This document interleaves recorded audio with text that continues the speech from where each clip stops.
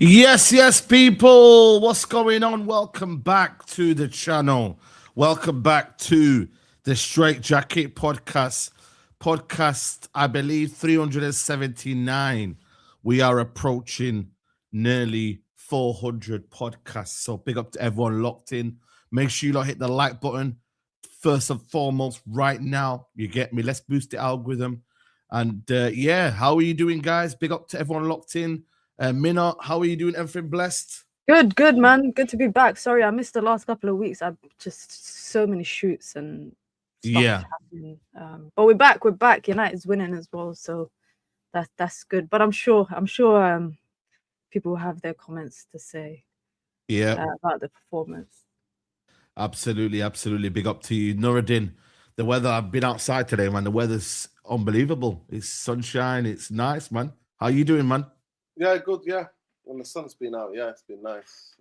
Cloudy. That's hell right now, but still cold though. To be fair, still cold. That cold breeze. But yeah, good. Had an interesting weekend. I'll tell you about it hopefully later on. Yeah. Big up, man. Big up to everyone locked in.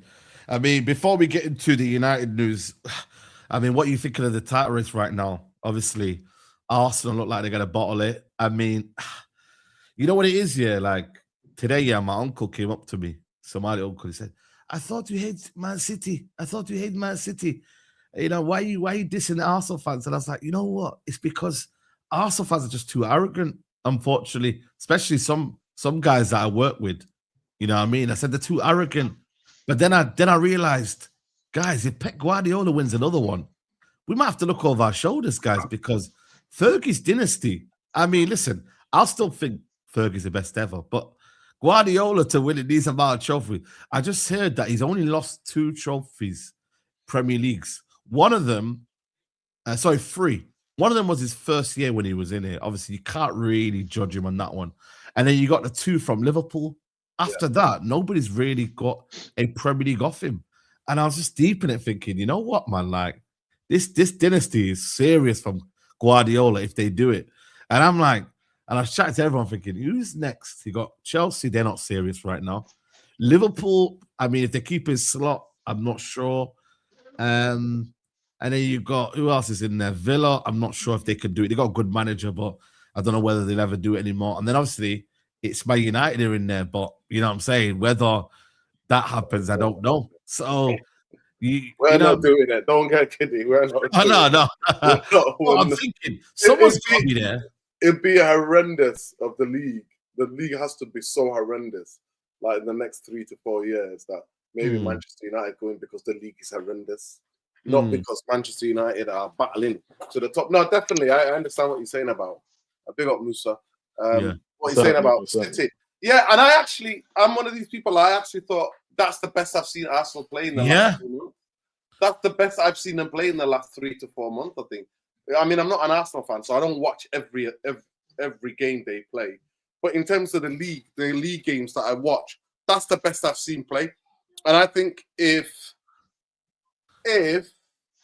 Havertz was fit, I told everybody, and then nobody listened to me, that Gyökeres guy is a cyborg. He is crap. Yeah. When everybody was there, it's going, he did nothing.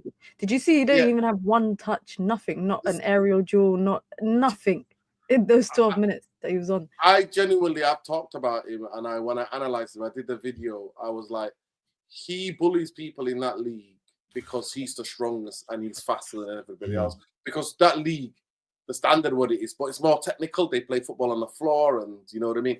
That's what he does. So at the end of the day, he looked like, those tall kids, school kids who look older than everybody else in that league. That's what he looked like. But I knew he was trash. And to be fair, I realized, damn, Arsenal missed. They really missed Havertz. They really missed Havertz pressing. They really missed Havertz hold-up play. He can't finish, though. Can't finish. No, sorry, but I genuinely do. I think the header, he would have put it in if he had the games. I think that was when the fatigue was about to tell, because he's not played. That was his first 90 minutes in how long he's been playing in the past. So for me, that one there, instead of like putting it down, you're fatigued at that time. You know what I mean? Fatigue can get older because he did a lot of running because obviously they played super direct.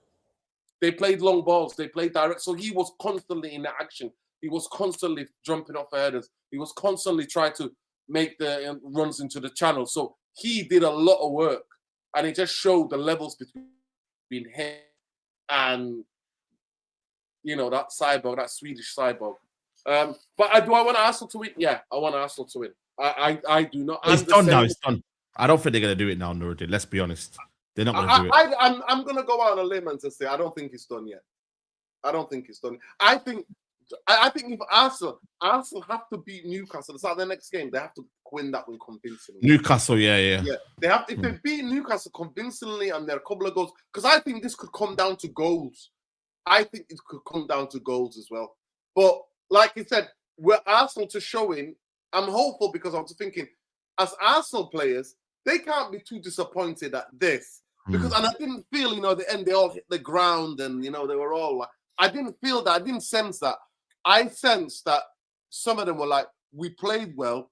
And I almost kind of it was weird because I'm thinking, did the players and Arteta, did the players tell him this is how they want to play? Do you know what I mean? Because it's weird because all this control bullshit thing that we've been seeing for the past how many months wasn't there. They actually, at times I was thinking, shit, Arsenal, you're too open.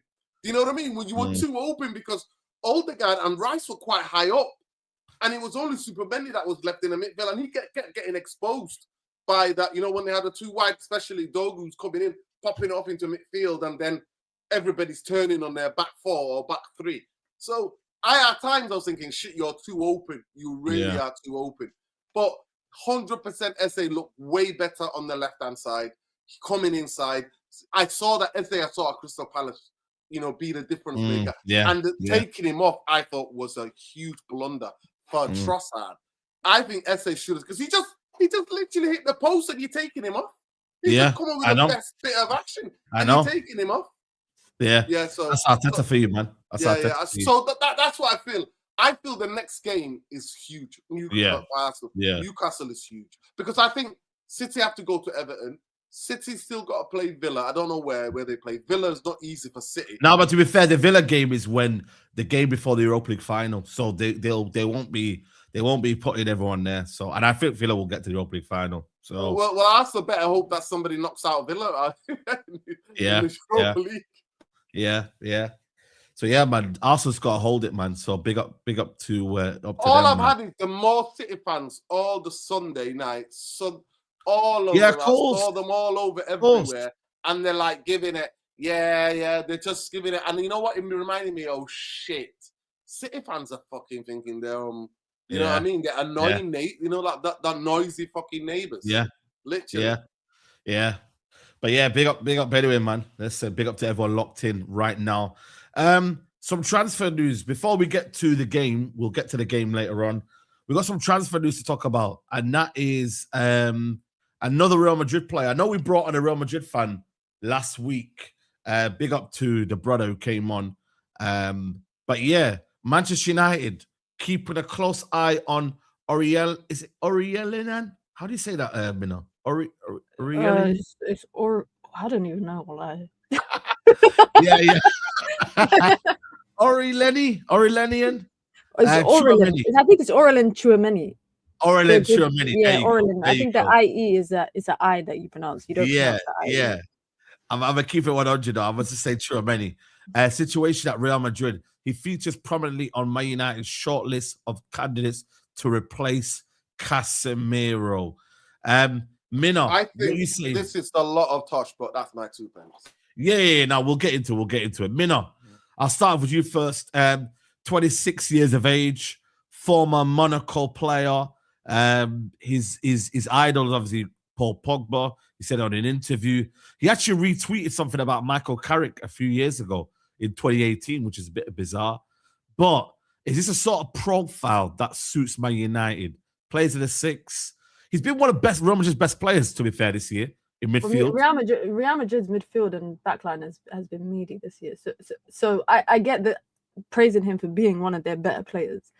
Yeah, but they've been woeful. Like they've not been great. Like they've not been the standard. You know, I actually back in 2022, the Qatar World Cup, I interviewed one of the scouts. I think that brought him to Monaco, and they had so many high things to say. This is when, I don't know if you remember, but he joined Madrid that summer, and then he went to the World Cup with France, and he was still relatively young. It was his first major international tournament for them. I like Tchouaméni. I'm not gonna lie, I like him. I just feel like with Real Madrid, they never really found what works for him, because when they've been lacking centre backs, they've played him as a centre back. You know, when they had Kroos and Modric, etc., they couldn't really figure out where to play him. They really only found somewhere to play him in the last year or two. And I like the balance that him and Fede Valverde have together in the middle, because Fede is a very technical player on the ball, and Tchouaméni, don't get it twisted, he is good on the ball. Like, I think a lot of people just kind of they see a black player that plays in the 6 and assume straight away he's a box to box, he can't dribble and he can't pass, etc. He's good. His injury problems worry me. Is it? Is he got injury problems? His injury worries, it slightly worries me, and I think that's what a lot of Madrid fans complained about with him and Camavinga. It's crazy because when I think they brought them in the same summer, the two of them. And I thought that's Real Madrid's middle for the next 10 years. Like, you know, because Casemiro was leaving and then Modric was going to probably retire. So was Kroos. I thought them two, that's going to be their midfield pairing. But the fact that they're already going to move on from Camavinga and they're looking to move on from Tchouaméni, I think that says a lot. Don't get me wrong, Tchouaméni is a good player. But you have to ask yourself, why do they want to get rid of him? If they're looking to sell him, who are they going to go and replace him with? I mean, Enzo Fernandez, there's other players that they're looking at right now. If Real Madrid brought in Enzo Fernandez you know what, let me not. Yeah. I mean, this is his injury record. This season he's missed 4 games. Season before that, 9 games. So in the last 3 seasons, his injuries have been a little bit worse than what it was in the past. Yeah, 100%.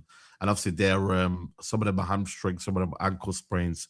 But I can't lie to you, you are right in that aspect. Like, people assume, that he's a PMP, but he's more of a tidy player, technical player, you know what I mean? That can get the ball, start spraying it around, you know what I mean? And he's good on the ball, but I wouldn't say, like, when I've watched him, I thought, you're bad on the ball. I remember that game against Real Madrid, Man City. He was amazing in that game as well. I thought Bayern Munich game in the first leg, second half, he was better as well, even though he had a yellow card as well. What would be the ideal price tag for you, because you want him in it? What would you say is like a respectable number? Because bear in mind, they're not going to sell him for, in my opinion, anything less than 60 probably.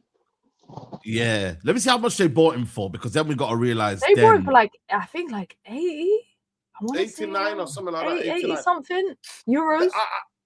I actually think they missed him. Well, is he not being injured recently? He didn't play the second leg in. Was he? I think he got a yellow card. Yeah, he had too many yellow cards. I think he was banned. But I actually think this is one of his best season for Real Madrid this season. Yes, it's been his best season. But same again. I actually thought he was, before Madrid bought him, he was really close to going to Liverpool. Yes. The rumors were really, really strong, and I thought, there you go, Liverpool sign another top midfielder. Obviously, things have not transpired. Obviously, young players, it's difficult to adapt, and then obviously, the expectations of them to perform like Kroos, Modric, and Casemiro, that nobody's ever going to do that. That was special, Casemiro. Casemiro. To me, Real Madrid do not win 5 Champions Leagues without Casemiro, Modric, and Kroos. You know what I mean? Those 3 specific different type, all complement. You're big up Dom for the race. But do you see what they're doing now? Real Madrid are going back to what they had before, which was the Krooses and the Modrics in the middle. Because they're looking at Barca, they're looking at PSG, and they're looking at their midfields, and they're realizing they don't have what those teams have. I wouldn't be surprised if they end up going for those kind of, the ball progressive players. But they just don't have those managers, though. Like, at the same time, they also don't have the managers those teams have. I think they have that.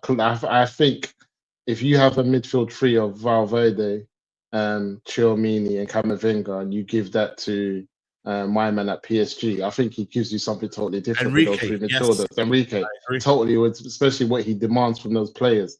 Because I don't look at any of them players at Real Madrid and say they don't have the ability to play a certain type of football. Every single one of the players they got there in the midfield, are talented footballers that can play a number of style of football. I don't think there's any type of game I'll say, oh yeah, he can't do that, or he can't. Do you know what I mean? They're not players who are inadequate in terms of playing a certain style of football. They're all very talented, press resistant. Go on. No, but you know what it is, Musa, yeah? Just to carry on your point, at Real Madrid, there is no really style of football. It's style to win. You know, that's the problem. You know what? That's not a problem. I think that's good. But that's for good. me, what their problem has come in the last 2 years is Vinny and Mbappe cannot exist together. And that has a domino effect on other positions. Yeah. Because you had Jude Bellingham with his best debut season that I've seen from any player in the last decade or so, playing as a box crashing midfielder when they were playing with a false nine. Then Mbappe comes in and suddenly the balance of the team is absolutely destroyed in terms of in attack. And that has a direct effect, in my opinion, on the midfield. Yeah. And that's why you see that they have a similar...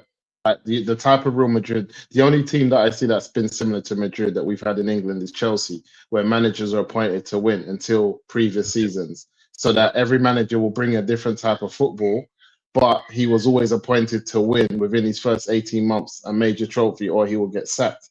The problem is now with Real Madrid, the type of level of manager just doesn't exist. I think just as much as we were spoiled with a level of player, we're also now seeing that a level of manager isn't there as it used to be. And that's maybe because the managers who once used to be players, as the level of football has decreased, as we can all see it, the level of manager who's coming out of football are now not there, if you know what I'm trying to say. So I feel like it's difficult for you to now look, they went to Alonso, who was a baller, and in hindsight, he didn't really do that bad. But then they got rid of him, straight away because they felt like, oh, it's not fitting the players that we've got. And I feel like those type of mistakes, you don't really get them at Barcelona or PSG. They know how they want to play the game.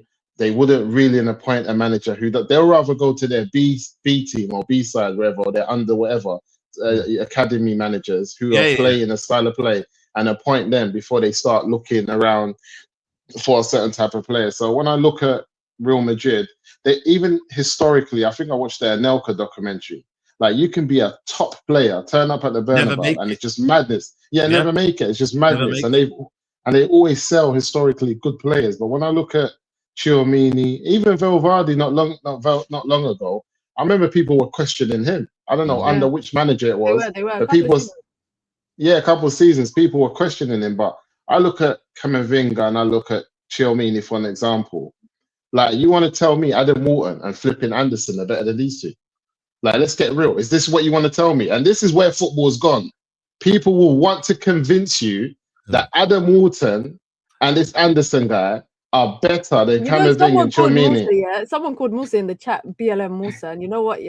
Now I get why they do that. Now I get why. I want that. No, but you know why I want that? No, but you know what? Yeah, put that. You know why I say that? Because you know why I say that? Because you lot will try to convince me, and this is the madness. Like, people will try to convince you that those two, Anderson and Wharton, are good, are better in terms of ability, footballing wise, everything than Camavinga, and it's just madness. Because this is a player in terms of Camavinga, or like 2 seasons ago when he was playing left back, left-sided defender, midfield, Champions League man of the match performances. Everybody was going crazy for him. All of a sudden, Wharton's better than him. I'd rather have Wharton. It's just madness. I just know what people like. I get it if someone's out of form, but this is why I always want players who are talented, who can play at a higher level. And this is why when we were looking at Turkey last year, I see people saying, I don't think you can do it at United. It's in the French league. Oh, it's a bit of this. Like, United fans don't. But to be fair, I think people said that he couldn't work under Pep, and look at Pep now. He's got him. But United fans just don't want it. They used to say that he can only do it in the French league. The French league is different. It's a farmers league. Blah blah blah. Whenever people see talented footballers now, all I hear is that, is he strong? Is he got pace? Can he do? Brother, forget all of that. This is why not long ago people wanted to send Kobe Manu out. We were told he can't cover the ground. He can't do this. He can't do that. In reality, is that clever, talented footballers always have an extra second against everyone else. And that extra second they got in the middle of the park or wherever they are on the pitch gets them through any type of situation that they're in. And I'm just tired of being told that these kids who've only done a season at Palace or at flipping Nottingham Forest are the new best thing. I'm tired of it. You know. Let me ask Nuruddin. Like in terms of Tchouaméni and Camavinga, yeah, one's a bit more control, one's a bit more of a ball carrier. Which do you prefer in terms of styles when you watch them both? Like, would you forget injuries for a second? I know it's difficult, but right now, if I had a gun to your head here and I said to you, "Yo, choose one," you don't need a gun. They're talented players. Don't come with all of that. No, but no, you know what I mean. I'm just asking Nuruddin, what would you think? Like, what would you want? Tchouaméni. Yeah, Tchouaméni, because I can get a ball carrier in the Premier League. Who's this ball carrier that can play at that level of Camavinga? Here we go. This is what I'm trying to say. But not long ago, people. Okay, cool. I understand what you're saying with Belay, but put him aside because the fan base is saying he's not good enough based on current form and what everyone's saying. There's not many people who turn, defense into attack that rapid. There's not a lot of people that do that. Who you find yourself being attacked by a team. Yeah, he's done that. He's press resistant. He's been bored, man. His best season. Recently, he hasn't done that. But I'm talking about when he's playing at his best and what he's able to do. That's what he's good at. He's press resistance. He turns people, like every time I've seen him when he's being pressed, the way he wriggles out and gets out of presses, it's second to none. I can only remember in recent times people doing that, like Caicedo and Baleba. I don't really see anyone else doing it at that level. And I just feel like, and then carry the ball in terms of like what Nuruddin said, and then and get you up the pitch. I don't see a lot of people do that now. But also, don't we want the best of the best? You know what I mean? Why can't we just go and say, you know what, man? Let's go and test the waters with Tchouaméni.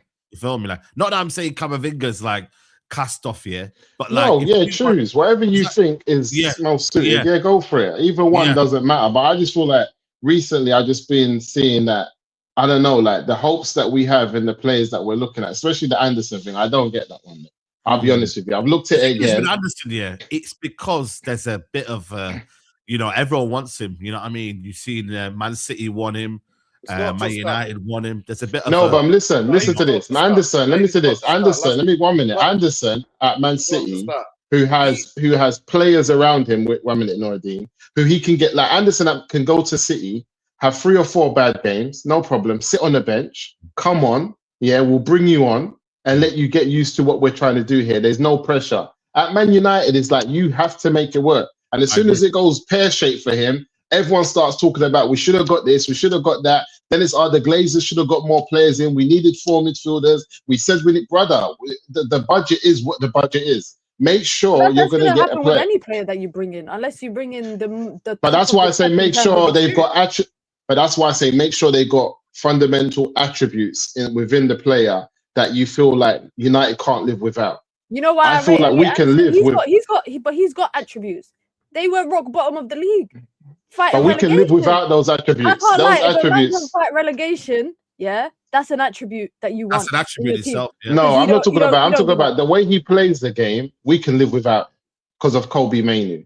The way Anderson plays the game. No, they're not even the same player. Two different. You're missing that point. You're missing what I'm saying. I'm saying because of Kobe. Listen, sit 1 minute. Let me just land. His ball playing ability. Yeah, and this is what I said. Everyone told us. I think Nuruddin was saying he's better forward. Kobe's better in the 8. He's better in the 10. That's what everyone told me. Right now, he's showing you under the stewardship of Michael Carrick that he can do the 6 with his eyes closed because he's a footballer. So what I'm trying to say to you is Kobe Mainoo for me is just a midfielder. He's an excellent footballer. He can do numerous positions within the middle of the park. What I'm saying is Anderson is different to him, but because of the capabilities of Kobe and what he can do if someone different comes in, who can maybe be a bit more defensive, who can maybe do the 6 and carry the ball, it frees him up for you to see his other attributes. It's not going to be identical to what Anderson does, but I'm saying that's why we can live without that, because the type of player that I want to get in, Anderson or Kobe both can't do it. They just can't do it. They're not that type of ball carrier. And I think we need a ball carrier in the middle of the park when we're under pressure. That's Tonali. Tonali could do that. Tonali's good at that. And I'm saying I just want to play when we're under pressure and United are just we're just hemmed into the back of our defense and we win the ball. I need for someone to get that ball and carry us up the pitch. Is anyone not concerned as well, by the way, the fact that Baleba is literally playing no minutes right now for Brighton? Like, he was not, was he even used as a substitute or even as a played on the weekend? Like, he's literally ousted by the manager. Again, would you want to pay big money for Baleba if they do ask for big money? You know what I mean? So there's a lot of things to think about. For me, United, this summer, I'm not worried about that. I just want to reply to what. Go ahead, finish. Yeah, go for it. I just want to reply. Listen, I'm not big. Listen, I'm old school, and the eye test is the most important thing to me. I don't use stats, but actually, if it's one midfielder in the Premier League, the eye test and the stats back it up, and actually where both of them show is Anderson. Anderson's the ball carrier. Anderson is so comfortable on the ball. He can make from deep. He can be up the pitch. And the most important thing about him, every time I picture him, whatever team he goes to, he is somebody that when that first counter or that kind of transition happens, he's the first one to react. And his football intelligence is way ahead of his years. He is super composed, press resistant, can play both of the front foot, back foot, can also receive the ball on the back foot or the front foot. And in terms of him being the way he is, he's playing for Nottingham Forest and he happens to be English. If he had a Brazilian or Colombian or Italian or whatever name next to him, I promise you people will be going mad about him. He is somebody that I don't think he's better than Adam Wharton. I don't even think it's better than Wharton. Player. They're totally it doesn't matter. I'm talking about in the positions that they play as midfielders. So you're talking about, please, the profiles of Adam Wharton to... You can still compare midfielders, even if they're different profiles. You can still compare them. But day and night for me in terms of what... Why? The thing for me about Anderson, he can do everything. He can pass the ball. He can track. The biggest thing for me is his recoveries. And we need somebody with the level of recoveries and position. I actually think he's going to get better. I really think he's going to get better and he's going to improve. I watched him in the Euros that in the under 21s. Yeah, he was quality. I don't think he gets better at Man United. I'm worried about these guys. I don't think they get better at United. I don't. He was like what I talk about, like he was like, imagine, when you would get like one of these people that go and play on the 21s back in the day, like an older, experienced, really good player coming back from an injury. That's what he looked like. He looked levels of. They're one of the reasons why England kind of like retained the titles because of Elliot Anderson. Of course, the other kid who used to be at Liverpool, Elliot, did bits of that. But it was because of Elliot Anderson. He is chasing people down. Honestly, Saeed, I'm not seeing it since Paul Ince and Roy Keane in terms of chasing people down and getting the ball back. And then straight away, bam, punching it forward. One of the best things about him, he punches the ball through the third straight away if there are options. And that, to me, is something I don't see. And Saeed, I just thought he was just a guy who just run around like David Batty guy, when he was at Newcastle. Obviously, he didn't play a lot. He didn't play a lot. When he went to Nottingham Forest, how long have I been talking to you about him? Let the people know. Be honest. How long have I been talking to you about him? Saying, every time I watch a game, I'm like, whoa. Yeah. You know what I mean? And the tactical flexibility that he has. What do you think our budget is for midfield, though? That's the thing, though. If you're going to buy three, you need to buy three.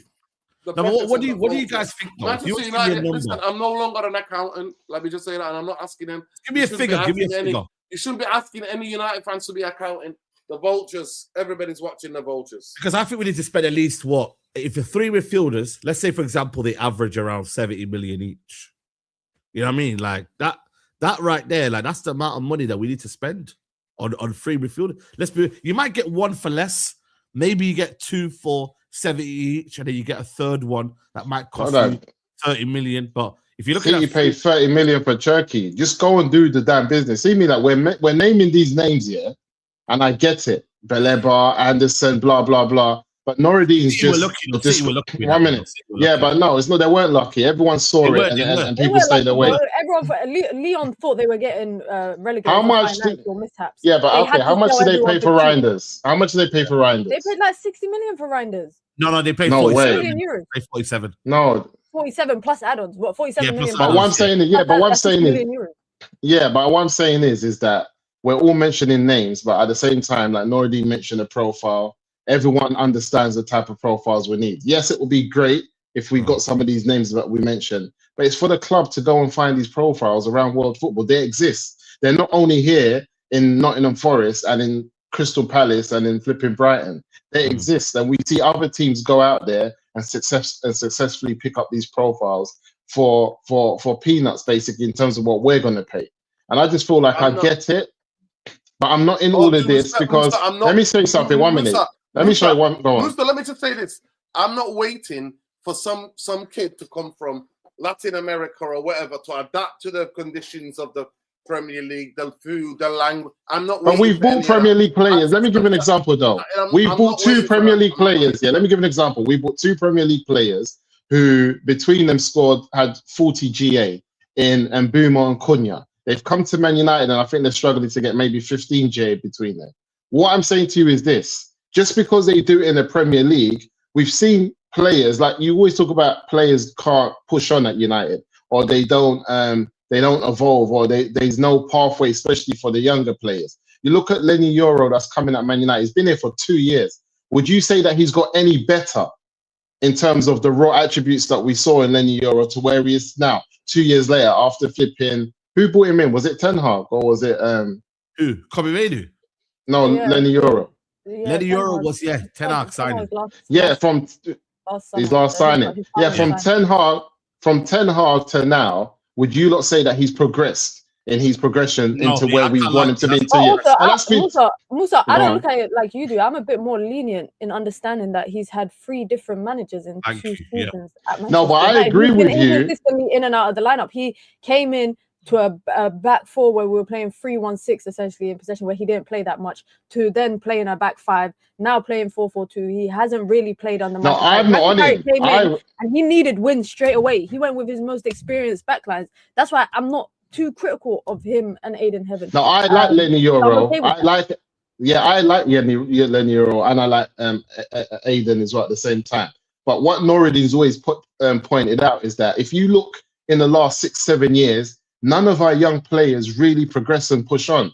They come in with a lot of hype, they do well, but then when we look for them 3 or 4 seasons later, we're like, what? Have they got any better? I remember because we're a very dysfunctional football club. But I just so now, cool. 1 minute. So now, with what you're saying, which I agree with, then we go and look at some of the 2 best young players in the Premier League in the middle of the park, in say like a Wharton or an Anderson. And this is why I like them as footballers. Don't get me wrong, I'm not saying they're crap. What I'm worried about is that the level of pressure that they're under at Man United and how they play the game, it can be a long day for them. The level of pressure they're going to be under, and I feel like at City or Liverpool, we should get someone like Tchouaméni or whatever, because he's at a team like Real Madrid and he knows. Yes, and the experience. Yeah, that's all. In that case, then we've got to go and buy. You're basically saying we should only buy from big clubs.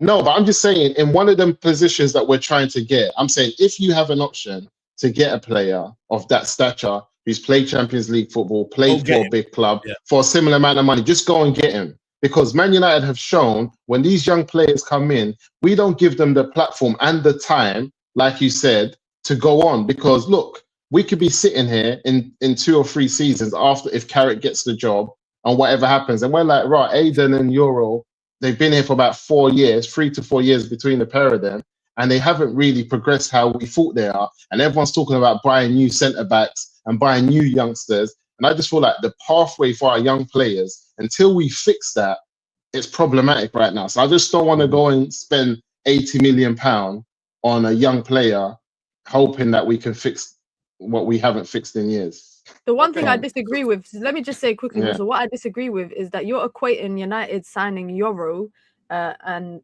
to United potentially signing Anderson or Baleba or Wharton. Lenny Euro played 1 season of senior football before Manchester United brought him in. That was his first and only season when we brought him. So you already knew the risk that you're buying. You're buying the potential. I don't think we're buying the potential with Anderson or Wharton or Baleba. Anderson's done 2 seasons. any of these Anderson's Premier done League 2 midfielders, seasons. And how many I don't think managers about, has he and I played think under? 2 seasons in the Premier League is enough to know whether a I midfielder don't. is of good I'll be quality. honest with you. I'm not saying that he's, because remember, I rate Euro and I rate Anderson. I'm just saying the environment at Man United, like if Anderson goes to Man City next season, he's flying. They're going to progressively allow him to play and take him out of the team because of Reinders is able to come into the middle of the park, because somebody else. But I just feel like at Man United, it's going to be Kobe and Anderson, and then you're going to look to the bench and say, Ugarte can't come on. Anderson, we know you're sinking today, but stay on the pitch. And I just feel like that's not a good way to develop the youngsters. I don't know what you guys. Go on, Nuruddin. Okay, I just want to say this, yeah. How many different styles does Anderson have to cope with at Forest? How many change of managers has he had to cope with? 4, And how 5. much of his consistency has stayed the same? The thing about this kid is that he's not. Forest ain't Man United, Noradine. You always say this to me. It's not Manchester United. Listen, Manchester United have not been pulling up trees. I just want to like say to It's not Man United. That if you're not, you the one that says it all the time. If you can't do it at United, we don't care. Please let me finish, right? Manchester United have not been pulling up trees, right? So it's not this Manchester United that are winning league titles. The pressure. Nah, listen, that to me, I don't talk about the pressure. Now you spoke about it before. No, you had no idea. No, Musa. I actually talk. Saeed will tell you. I talk about the opposite.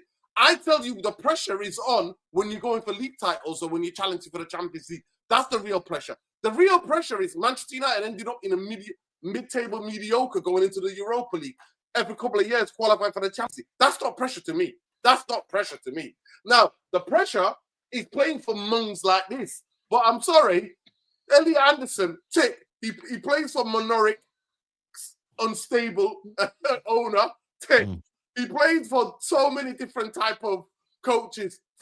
Players have come in and out of that last 2 years or whatever. And one season, didn't they make 20 signings? Wasn't he part of that 20 signings? Yeah, he was the first signing that year. So he's gone through everything and he's still performing. Like, one thing, listen, Saeed, I want people to understand this about Elliot Anderson. I've watched him carefully. Trust me. I'm not chatting shit about I'm telling you my honest opinion. You can disagree with me. I've been wrong about players. Everybody's been wrong about players. But the thing, what I look at Elliot Anderson is that his tangibles, even if he's not assisting, if he's not having top games, his tangibles will get us to here in terms of what we used to in midfield, because just the fact that he's got the energy and he's got the legs to get about, and actually he's press persistent. He can turn with the ball. He can look after the ball. He gets a lot of people fouling him, Saeed. He wins a lot of fouls because people have to fight massively. Yeah. Did you see him with Kobe for England? Listen, I don't watch Japan was so good. Yeah, but Kobe still was the main man in that middle of the park. He was doing everything you're telling me now. We watched the game. Mano, but we're not even talking about Kobe Mano. Well, I love him. No, but I'm just talking about but that's the partnership. When you get Anderson, that's the partnership. That's all I'm mentioning. No, but I'm just saying. But at least we got to see one game. You're judging him off no game. I got to see a Kobe and Anderson partnership. And Kobe was running the thing. He's not talking about Kobe. He's just talking about Elliot. He's basically debunking all the things that you said about why United should go for a player like Tchouaméni over the likes of Anderson and Wharton. It's not football. We're not talking about whether he can play with Mano. We're not talking about whether Mano is going to be the better in a midfield. But you have to. Why? What? But that's not what because that's his partner. That's his partner in crime. You have to. You want him to come to Man United, and you don't want to talk about the fact. They're going to play in a totally different system. International football, it's different, especially when you're looking just one game. I just want to explain this one thing. Go on. All of this international side, other than the playoffs here, all of the friendlies were all dog shite. You know why? No player wants to get injured. Majority of the players who play in the Premier League play for England. All of them have got something to fight for. Relegation, Europe, all the different things. Nobody wants to, in a World Cup, I beg you to go and look back on football. Friendlies before the actual final call-up, nobody plays out of their socks. This was a Japan team who was so organized, played in a 3-4-3 type of formation that was dagger. And England were trying something, players that have not played together before. And they were doing that for a reason, because Tuchel was trying to find out what works. So what works, it wasn't England. It wasn't what you think England to be. And that's what people are picking. The last point I want to make before I mute and let somebody else talk, is that Elliot Anderson, for me, even at his worst games, he looks like, he gives me that type of like Wayne Rooney feeling. You know what? They'll work their socks off. You know what I mean? Like, or Dennis Irwin. Like, I go back, some of maybe your granddads might know Dennis Irwin. Shows you how old I am, right? But Dennis Irwin was somebody who gave you consistently 7 out of 10 every week. And to me, that's the type of player he looks like. And I actually personally believe nothing faces him on the football pitch. I never see him panic. Yeah, can he improve something? Of course. He's only, 23, 22. He can still improve levels, of course, in terms of playing through experience. But in terms of temperament, what I like about him, you never see him rush challenging people, getting red cards or yellow cards. He's very clever in the way he tackles or wins the ball back, Saeed. The way he tracks players. I'm just thinking, I've not had a player like that, Saeed. He's like an Ander Herrera, but a fit Ander Herrera who was fit. If Ander Herrera was fit for United, remember the difference he made to Wade up? Oh, yeah, massively. Yeah, massively, mate. Yeah. Who's Nordin? Before you leave, he's our bite in midfield. No, but don't leave. I want to ask you a question. Let me finish, please. That's I'm mute. Don't mute. Stay there. He'll be the type of player who basically would man-mark a player. Let's say that we're facing somebody that we're thinking, oh, damn, this player is he's the type of guy who'll go, you know what, Anderson, you can go and do a job with it. That's the type of, and the same thing with Sun Ji Park, those type of players, that's the energy that I get from Eddie Anderson. I'm mute now. Yeah. No, indeed. I was saying, who would you partner him in the midfield then? How does the midfield of Anderson look like to you? I think him and Kobe can work perfectly fine. Yeah, I think they can. No, but in the free, but with Bruno vacating. No, so I would, you know I think some of you all know my opinion. I would go, Manchester United will play 4-3-3, and I think we would play mainly more fluid front three in the middle.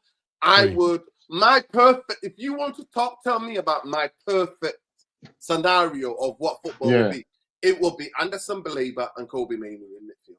That's what my three would be, because I think all of them will complement each other. Not sure about that one, but yeah. I know what you're saying, 100%. I know what you're saying. With Wharton, you could change with Wharton. You could even change with Tonali side. So Tonali, with Tonali. So you could that would be more better for me. That's for you. But I'm saying that you can remove that. Yeah, remove one of them and put Tonali in there. Tonali. I know what you're saying. That's what I would want, and I would want a three. I would keep obviously Cunha. And sometimes if we got a left winger, play with a left winger, but Cunha can come up and sometimes fill that. If we had a proper left back that knew how to take on attacking positions, if we had a left back like the way that Chelsea used Cucurella, we could literally play Saeed Cunha as that wide guy who comes in and acts as like a number 10 kind of in the hard spaces. We could do that, but that's what I want, because even though Bruno's brilliant, I would want the creativity to come from 5-6 players in the team, not just one person. And the fullbacks would be one as well. That's what I'm saying. Like, we miss so much from the fullbacks, man. You know what I'm saying? So it is what it is, man. Let's move on to Manchester United as a whole. Big up to everyone locked in. We got 1,000 people here. Only 272 likes. Guys, if you're watching right now, let's get up to 500 likes before the end of the stream. So hit the like button. We are third in the table, guys. As much as the online kind of talk is, we are third in the table. There is a lot of talk about the style of play, but I'll come to you in a first. Like, I mean, it's not bad, is it? You know what I mean? Like where we are, 2 more wins, Champions League football secured. I mean, do you feel like there's a lot of talk, a lot of noise right now, or do you think it's just what we are as a United fan base? We're never kind of really happy. Let's be honest. Like, we could win 5-0 and there'd be something that people would want to go at. But how are you feeling right now? I think the fans' questions is valid, because when we beat City in Carrick's first game, there was nothing bad to say about that game. I didn't hear anybody saying anything bad. When we beat Spurs, when we beat Arsenal, when that run of games, there wasn't really much conversation. But I'm not gonna lie, I look at that Chelsea game, for me, it's just 3 points. That's it. I don't care how you get it. I don't care what you do to get it. Just get those 3 points. And I think that's the most important thing, because I'm not going to lie, Chelsea are so bad. Like I can't fathom. You know what? I get why the fans feel the way that they do. The more that I watch them, I understand why they feel the way that they do. I think what changed the game for us, honestly, was when Esteval went off. When Esteval went off, bear in mind he hit the post like a couple of minutes before that. Yeah, well, I saw Garnacho come on, and I was just like, Alhamdulillah, because at that point I knew that their attack is living and dying every time he touches the ball. I knew that for a fact. And again, I know people are gonna have their questions about it. I know people are gonna have, you know, oh, performance wasn't great, oh, we didn't create much, but etc. etc. At this stage of the season, ask Arsenal fans. You just care about 3 points. You don't care about the performance. You just care about the 3 points when you've got something to fight for. And in this case, we've got something to fight for. I think next season we need the European football, because we need to be able to bring in a caliber of certain players, but also a number of certain players. We need to be able to bring them in. And we just need to get that. I know one thing that bothered me was what is this guy showing? What is that receipt that you're showing us? I've got receipts. I've got receipts for Saeed and Noureddin about Delap. I'm there. Okay. You know what's funny about Delap here is that I actually rated Delap last season. Even in the summer, I thought he would be a good buy. But again, it's all three of you. It's all three of you. I remember you ganged up on me. But Musa, look, players are going to Chelsea. And they're failing. And they're failing. Do you guys remember back in the day, yeah, when strikers used to sign with Chelsea, and it was like the curse of the strikers? You know, Shevchenko, all of these guys that just went to Chelsea and were dusty, yeah? I'm feeling like that about a lot of players that they're buying. I'm feeling like that. And before it was just about strikers. For me, Delap, now that I've seen him at Chelsea, don't get me wrong, I rated him at Ipswich. Wallahi, for his price tag, you can't question me for that. You can't fault me for that. I realized he's a like a small cult kind of hero. You know, like a small team in the league.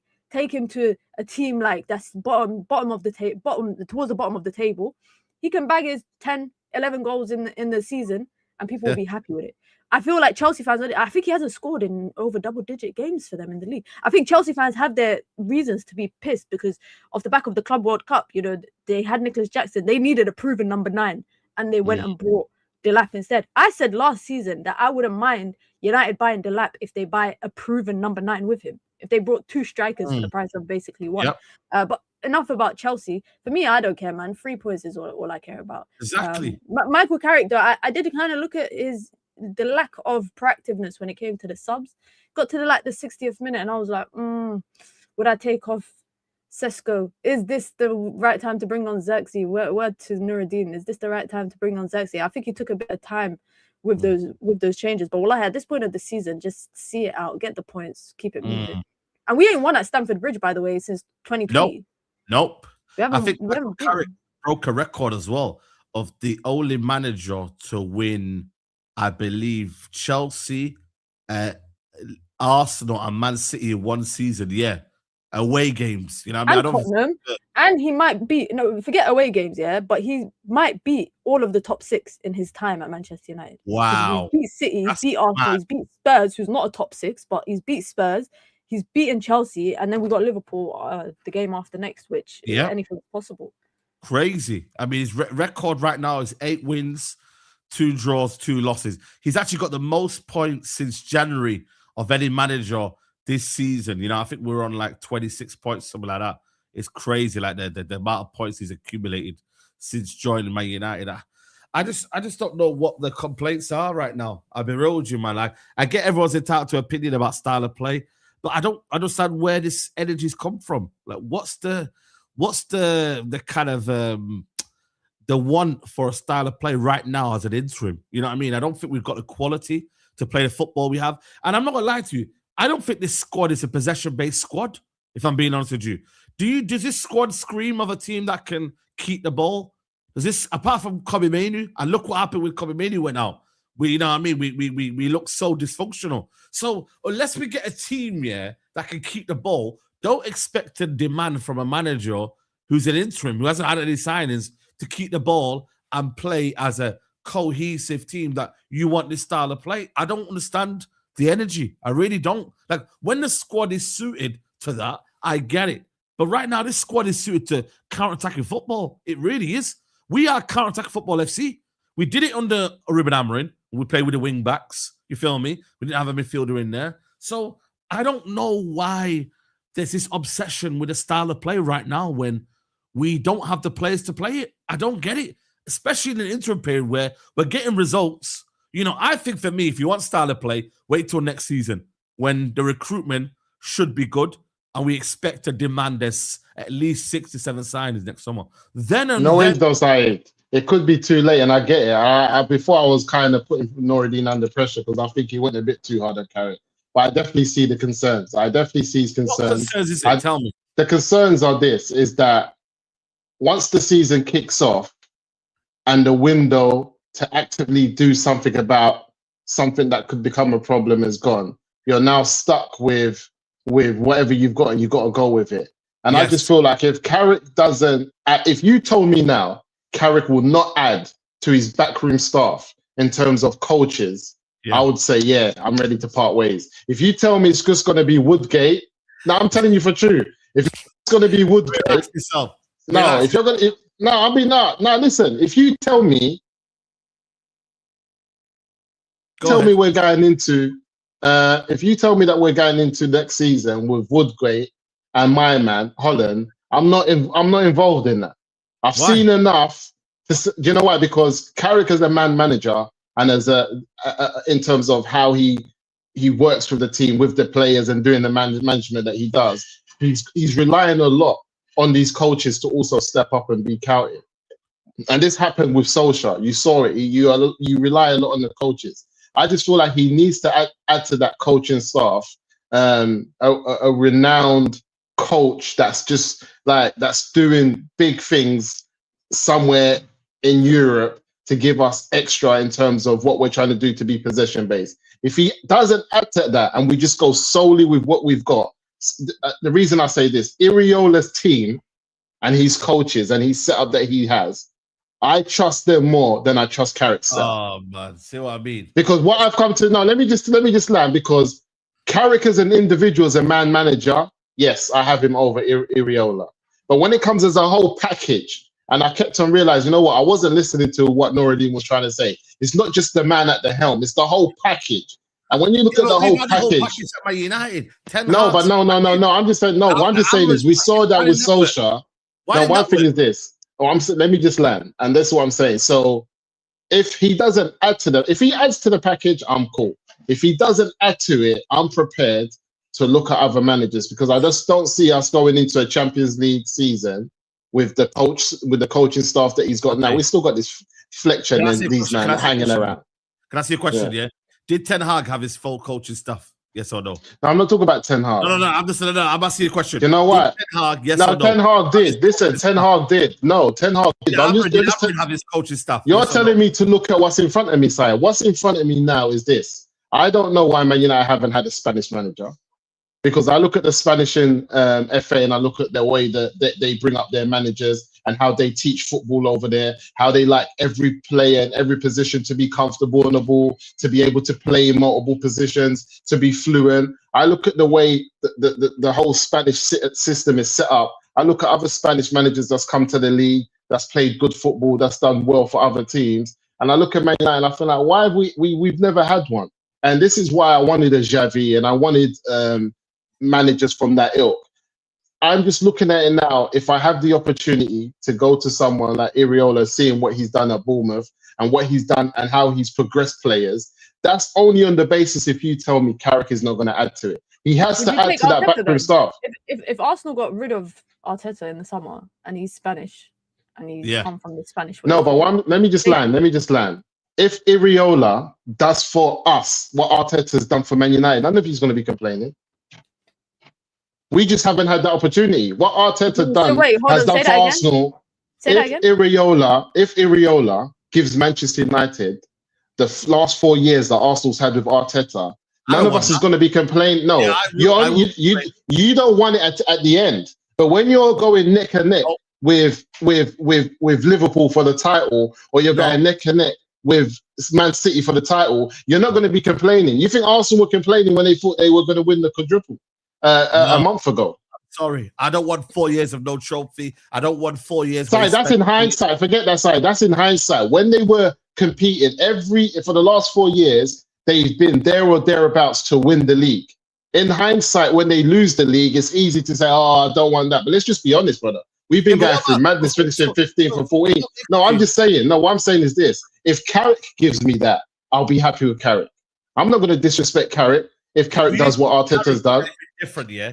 Because we can be very, very frank about this. If Carrick is in that position, yeah, I'm saying Carrick wins the league title in them 4 years. No, I don't say that, man. No, you know why? Because I'm looking at Arteta, yeah. The guy is stubborn. He's doing weird shit. He's doing these, I don't know. It happens, Saeed. It's mad, Saeed. It's peak. There's something wrong with Arteta's style. So you Carrick is, listen, respectfully, when the games are hot and we're 1-0 down or we're drawing, Carrick is doing weird things with making substitutes. He's looking around at Holland. Listen, and this is not even, we're not even in the Premier League title race. And man's looking around and everyone's thinking, are you going to make the substitute or not? In form, though. He's got into the title winning form. Where we are literally right now, when you look at it. Has he not done strange things? Has he not done strange things when we need to make substitutes when the pressure's on in the last 30 minutes? Has he not looked strange and not making a decision, just looking around at Holland and them, man, like, should we do it? Should we not do it? We haven't got the squad, though. We don't have the team. No, I get you, but what I'm saying is, and this is not disrespect to Carrick, I'm just telling you, Saeed, when you're fighting for a Premier League title or Champions or the Champions League, people do crazy things. I used to remember Pep Guardiola just making mad substitutes when City weren't able to win it. And you're like, why is Pep doing that? He's been playing one way all season, and now he's just going to start Aguero from nowhere, someone who's been injured or who hasn't played. Like, remember, he used to do stuff like the pressure gets on. I'm not saying I rate Carrick. Remember, I like him, but I'm saying I'm not going to be naive enough for him to just take me into a war next season on all 4 fronts with the backroom stuff that he's got now. You might rate Woodgate and Holland and them, man, there, Saeed, but I got question marks over there. Let me be honest with you. I don't want to say to people, yeah, Carrick's the guy in it, because I don't think any managers right now is the guy, unless it's Enrique maybe. One minute you're telling me he's going to win you a league.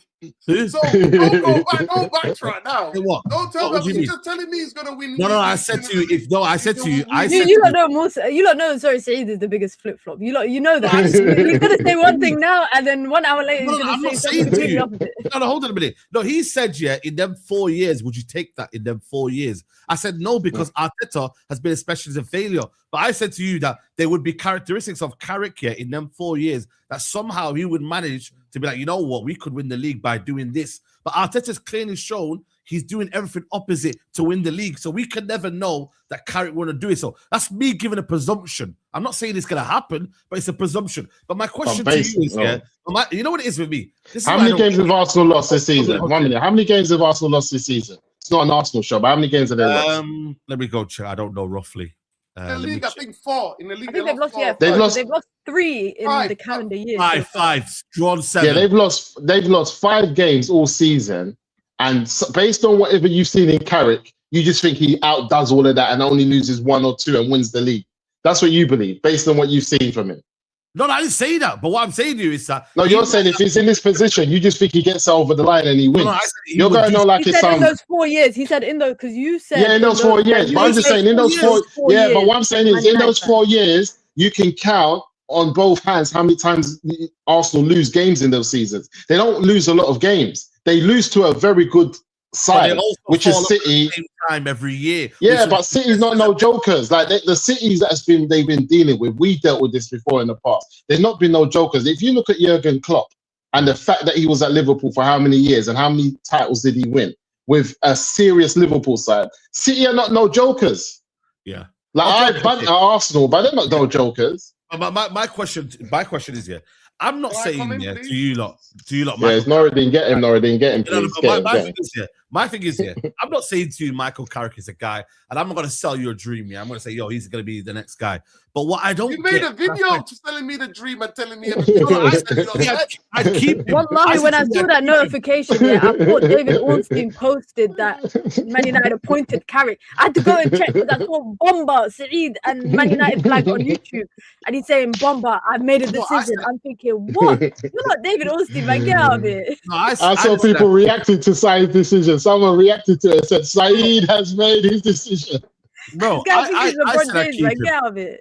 I've said it a lot, I'd keep him, yeah. But my thing is, yeah, my energy is to the people that want Areola and this new magic toy, yeah, is that they don't have the same energy when it comes to the same arguments they're making for Carrick. Nobody knows, that Iraola's backroom staff, who, by the way, have not worked at a big club yet, would react at Man United. We were just talking there about young players and how they will react at football clubs. Managers is 10 times worse. And these players, can have another game. They can, I don't know, improve their performances. When it goes wrong for managers, it goes horribly wrong. So my question to you is, Musa, why isn't your energy towards Iraola in that same Remember, argument? I'm Carrick in, but I've told you, I've put a stipulation. If he doesn't add to the backroom stuff, I'm going on basis what I've seen from Iraola in the last two. When reality is because I don't. No, listen, Saeed, you know why? Because I'm seeing Iraola making decisions for a team that's been depleted after signings have gone and whatever's happened. At Bournemouth level, and he's got them playing top, he's in the top 5 of best football in the league right now. Bro, he might not be the best. It doesn't matter. It doesn't matter. It doesn't. Remember these guys. Remember all of these guys. So it doesn't matter how we play. All of this doesn't matter. Okay. We just said here, and Nuruddin, you can't lie this here. Ten Hag played unbelievable football at Ajax. Yes or no? He could not translate. But not in the Premier League. We're talking about in the Premier League. We're talking about someone playing good football in the Premier League. So do you want us to stop trying? No, hold on a minute. But I'm saying to you, this is what I mean when the people say, that sort of football at You said Prem proven. He's Prem proven, Iraola. I wasn't Prem proven. I said what he's done at Bournemouth. I think Iraola should be given the highest of respect for what he's done at Bournemouth. It's been amazing. But I also think, the naivety from football fans to be like, that football can be replicated in Man United. You think Carrick could do that at Bournemouth? You think Carrick would do that at Bournemouth? Guys, I want to be devil's advocate for 1 second because I love Iraola, one of my favorite managers. But Musa, if you are saying that Iraola, you rate Iraola higher because he's Prem proven, even though this Bournemouth is probably his first big coaching job. Before that, he was at Rayo Vallecano, You're saying because he's Prem proven that you would trust him more as the manager for the style of football. No. Saeed should, because Saeed screams. Okay, all right. So why don't you have that same logic when we were talking about Wharton and Anderson? Because they are Premier League experienced midfielders. Remember, but you're saying we should bring players from abroad and let them come. No. Remember, know what I'm saying? No. So I'm not Prem proven. Remember, I'm Mr. Not Prem proven. So Saeed is Mr. Prem proven. Yeah, Saeed's Mr. Prem proven. So I'm saying for Mr. Prem proven, I'm surprised how he's going so hard against Iraola because I'm not Prem proven guy, I'm international. I'm on the continent. Remember, I'm Black Lives Matter. I'll go to Africa and get someone from all 54 countries. Even someone from Somali. I'll have him. Musa, you're intercontinental. That's what you are. Intercontinental. That's me. I'm intercontinental. But Saeed has told me for the last 2 years, Prem proven. I need Prem proven. And now we've got a Prem proven manager and he's telling us, it's only Bournemouth. It's only Bournemouth. Like, make your mind up. Saeed contradicts himself all the time. I'm telling you. You all know that. So why are you taking your argument serious? Can I just come in with a 2 cents, please? And there's Manchester United managing Man United. How many managers? Let Nuruddin land, Saeed, man. Let Nuruddin land now. How many managers have come in and failed? That's what I'm saying. We are a different breed. We are a different breed. So understand, hold on, I'm just going to land the point and I'll let you in. The thing is, the fact that you are only giving Iraola the go-ahead ahead of Carrick because of the backroom stuff, when we don't know how good they will be at Man United. That's why I just wanted people to understand, just because they are probably better than what we have right now, doesn't mean they can replicate at Man United. That's all I want to keep the same energy. But go ahead. Nobody knows. Everything is an opinion. That's what I'm saying. Everything is an opinion. Nobody can truly say we're just going off of opinions, what we think, what we see, and then we think that. But this idea about it's Manchester United, Cat, please, Cat. I genuinely, since the last time we had the massive heated exchange, I really have thought about it. I've sat down genuinely. I know some of you think I'm mad, but I've really thought about it and thought, what are we talking about what Manchester United? It comes back to the most dysfunctional owners we've ever seen in the world. And Saeed, one of the things, because I watched the stream back again, you were talking about, and I'm like, I 100% agree. It's about the recruitment. So regardless, whatever the manager's been, the recruitment has never been right. Yeah. It's never been right. We've never had six or seven players that are actually creative, that can create goals in our team. We've never had a full strength squad that can actually do things for the team. We've not really had that.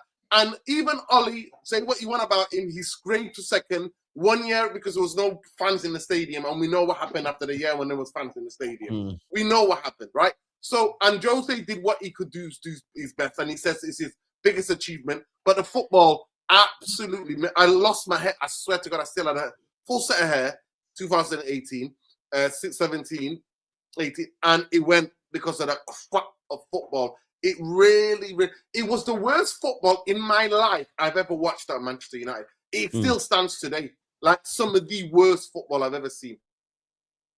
That's what Jose did to me. The difference between all of us have an opinion about what football should be, right? I am somebody fundamentally believes the way you play and entertainment is important. Playing good football is important. That is to me, and you know why? Because I stay central to the DNA of Manchester United. All of the quotes of Busby, all of the quotes of the first guy was in Magna, whatever his name is, Magna. The first guy who ever won the league for Manchester United, the first guy league winning coach, talked about attacking football. If you find all of them, no, Monty, I've never done a comb over in my life. I was number one in. For me, the comb overs are the worst ever. I could never do anything like that.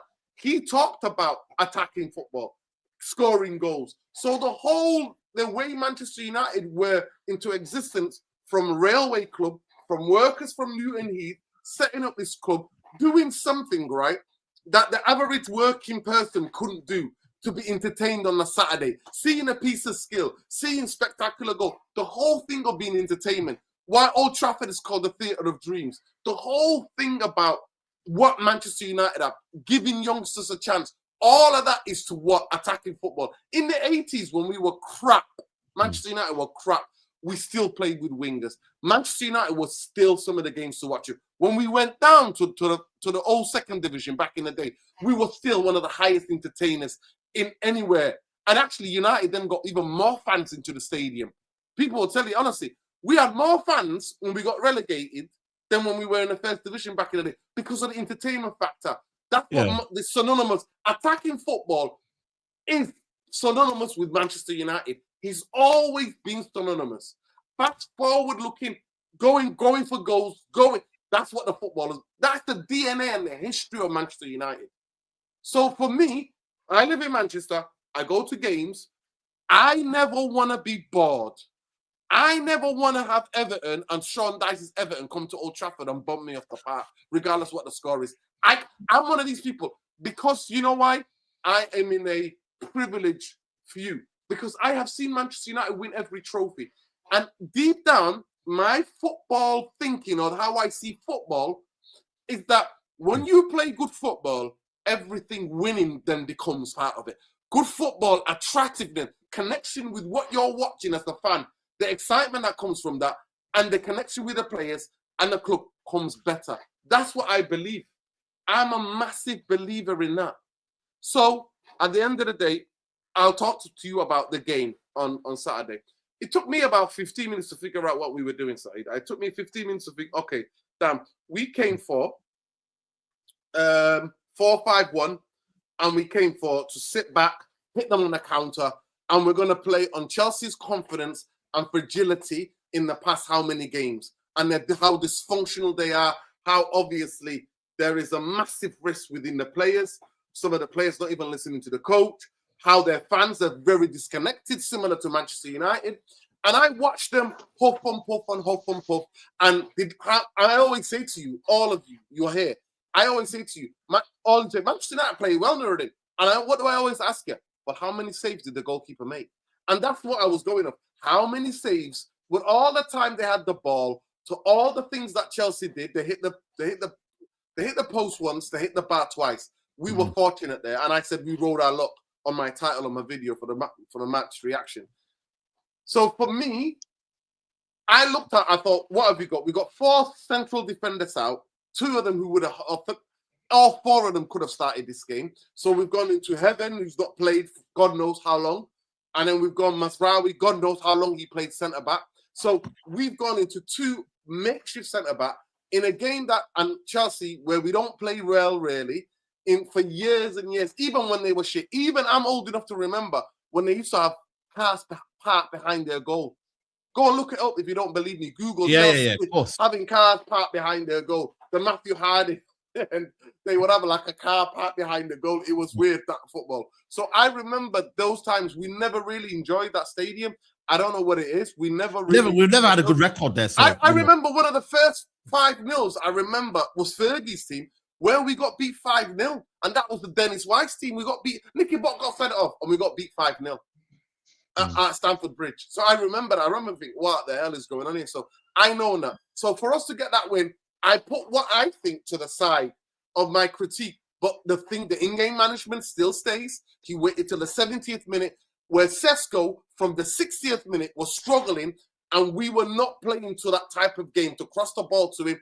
All we were doing, play on a counter. So in my head, I'm thinking, why don't you bring on Sirtsky to hold up the ball for us to bring people more into game? Because Sesko wasn't doing that. I believe he should have come on at 55 to 60 minutes. Sirtsky should have come on. I think the game, we could have scored a bit more goals. Do I think that we could have done better in the last opportunities? And for once, and you know me, there's no love lost for Luke Shaw. But actually, I saw in this game Luke Shaw do overlapping 3 runs. I remember. He might have done more, but 3 times, and the ball never went to him. And where he could have gone and shot or crossed for a tap in, and it never passed to him.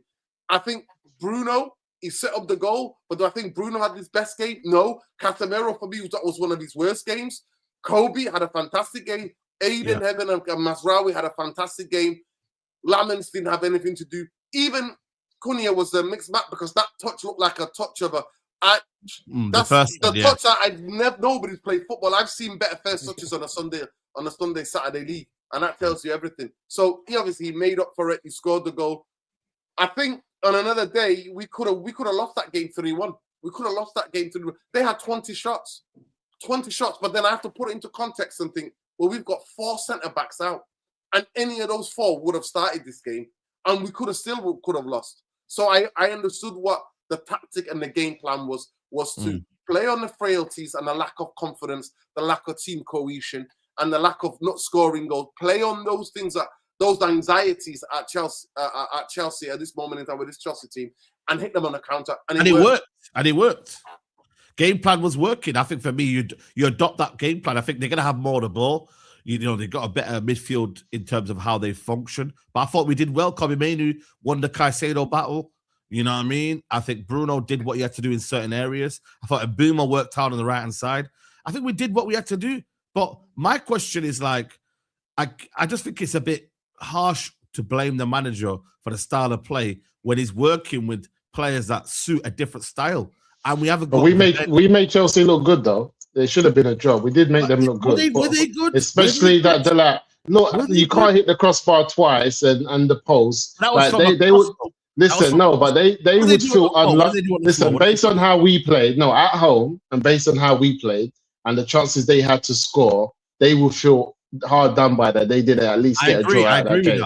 You know what I mean? And that's what I'm saying. And I think even my brother watching, he's a Chelsea fan. He said, you lot are making Delap look like he's R9, holding up ball, roughing this one up, turning.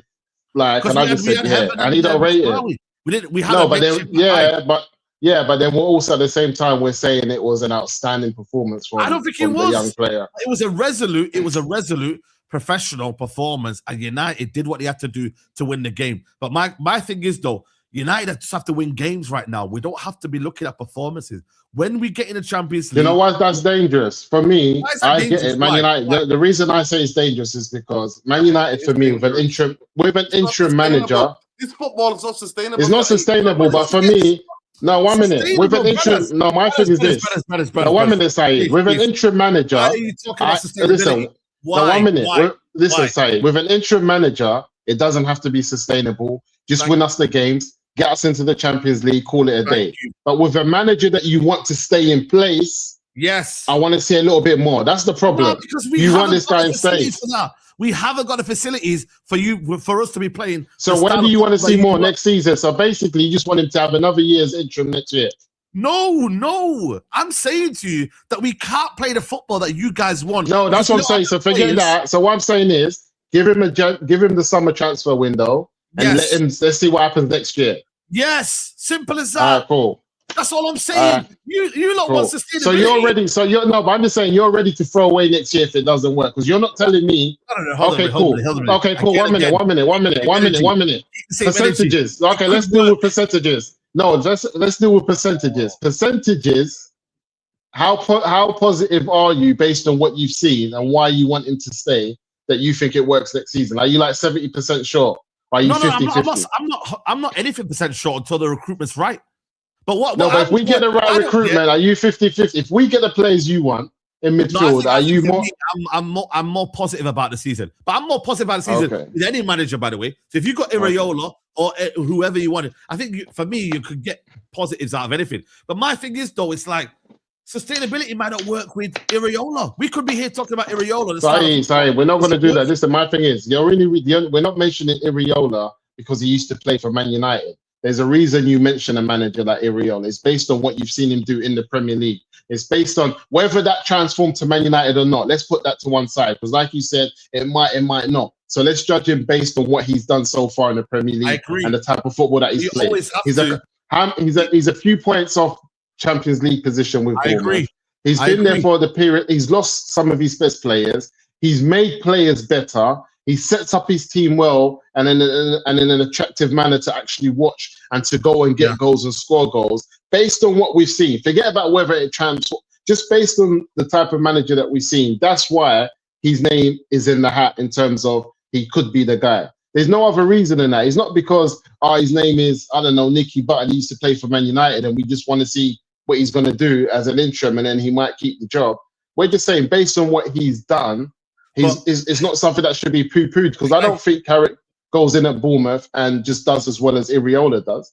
But we don't know that. We don't know that. Listen, I just want to let Mina come in because I would love to hear what Right. Because I don't like this sustainability. No, let me finish. Please let me finish. Please let me finish. You wanted. Please let me finish. I beg you. Just give me 1 minute of your time. Yeah. The way that you talk, Saeed, and the likes of your disciples talk, right, is that you think next season is like some further away thing. Next season is only a couple of months down the line. I agree. The same thing with what you were telling me about Amrin. Everyone was like, yeah. No, I wait Amrin gone. Listen, a lot of people were telling me during that time, they were like, oh yeah, but next season, you know what? No, I didn't say that. People were like, no, we don't need to focus on the Premier League. We don't matter where we are, where we finish. We're focusing on the Europa League. And I was like, no, we need to have something that we can actually go, all right, there's something to hold on to. There is something there that we can go, okay, it's something that we can fall back under and actually think, okay, we know what this coach or this coach, what he can do when he has a pre-season, when he buys certain players. Let's see what he can do, but don't make it look like that it's further away, like it's another year later. No, it's by the time the season ends, it's going to be a couple of months, 2 and a bit months before the season starts again. So answer this question. 100%. The recruitment is everything. 100%. That's what I need to tell you. Recruitment has always been everything, and at Manchester United, our recruitment has always been abysmal. Regardless what you say, regardless how much 7 out of 10 you give last season, I find that's the most astonished I am about that season, because the only players who is that Lamine, the only one that I can say that's actually been phenomenal since he's come. Well, that's hindsight. We're doing hindsight here. Listen, I'm just talking about Lamine. That's the he's only been the best signing. Mbermo's been in and out. Cunha's been in and out. But for me, I don't even, like I said, I love Iraola, and personally, my humble opinion, Bournemouth. I don't mind football. Listen, Bournemouth to me, Bournemouth and at times Fulham this season have been the two entertaining teams in the Premier League outside of the top 6. They have been the two entertaining teams. Obviously, City have now come back into it. This way, they found a way to play with, the way that Turkey, and they're playing really good football at this moment in time, Man City. Yeah. But other than that, the team that I have put my hat on to watch when I want to watch an entertaining game is being Bournemouth. Now, 100%. regardless of what we say, I think Areola, anybody can fail because Manchester United, because of the recruitment and the mishmash of players that we have that don't really suit any really system, that are a mishmash of different managers, that is something that needs to be worked on. And you know what? Manchester United had it because Man City did it. But some of you, all of a sudden, start parroting effing Glazer and Ineos talking points and tell me, but we don't sign players in January. Look at how much the squad has changed from 2 years ago, City, to the team that's now properly going for a league. So don't tell me about that. I don't want to ever hear about the talking points to protect Ineos and Glazers. If Manchester United wanted to do it, they could have done it. Regardless who the manager is, if they wanted to recruit, I agree.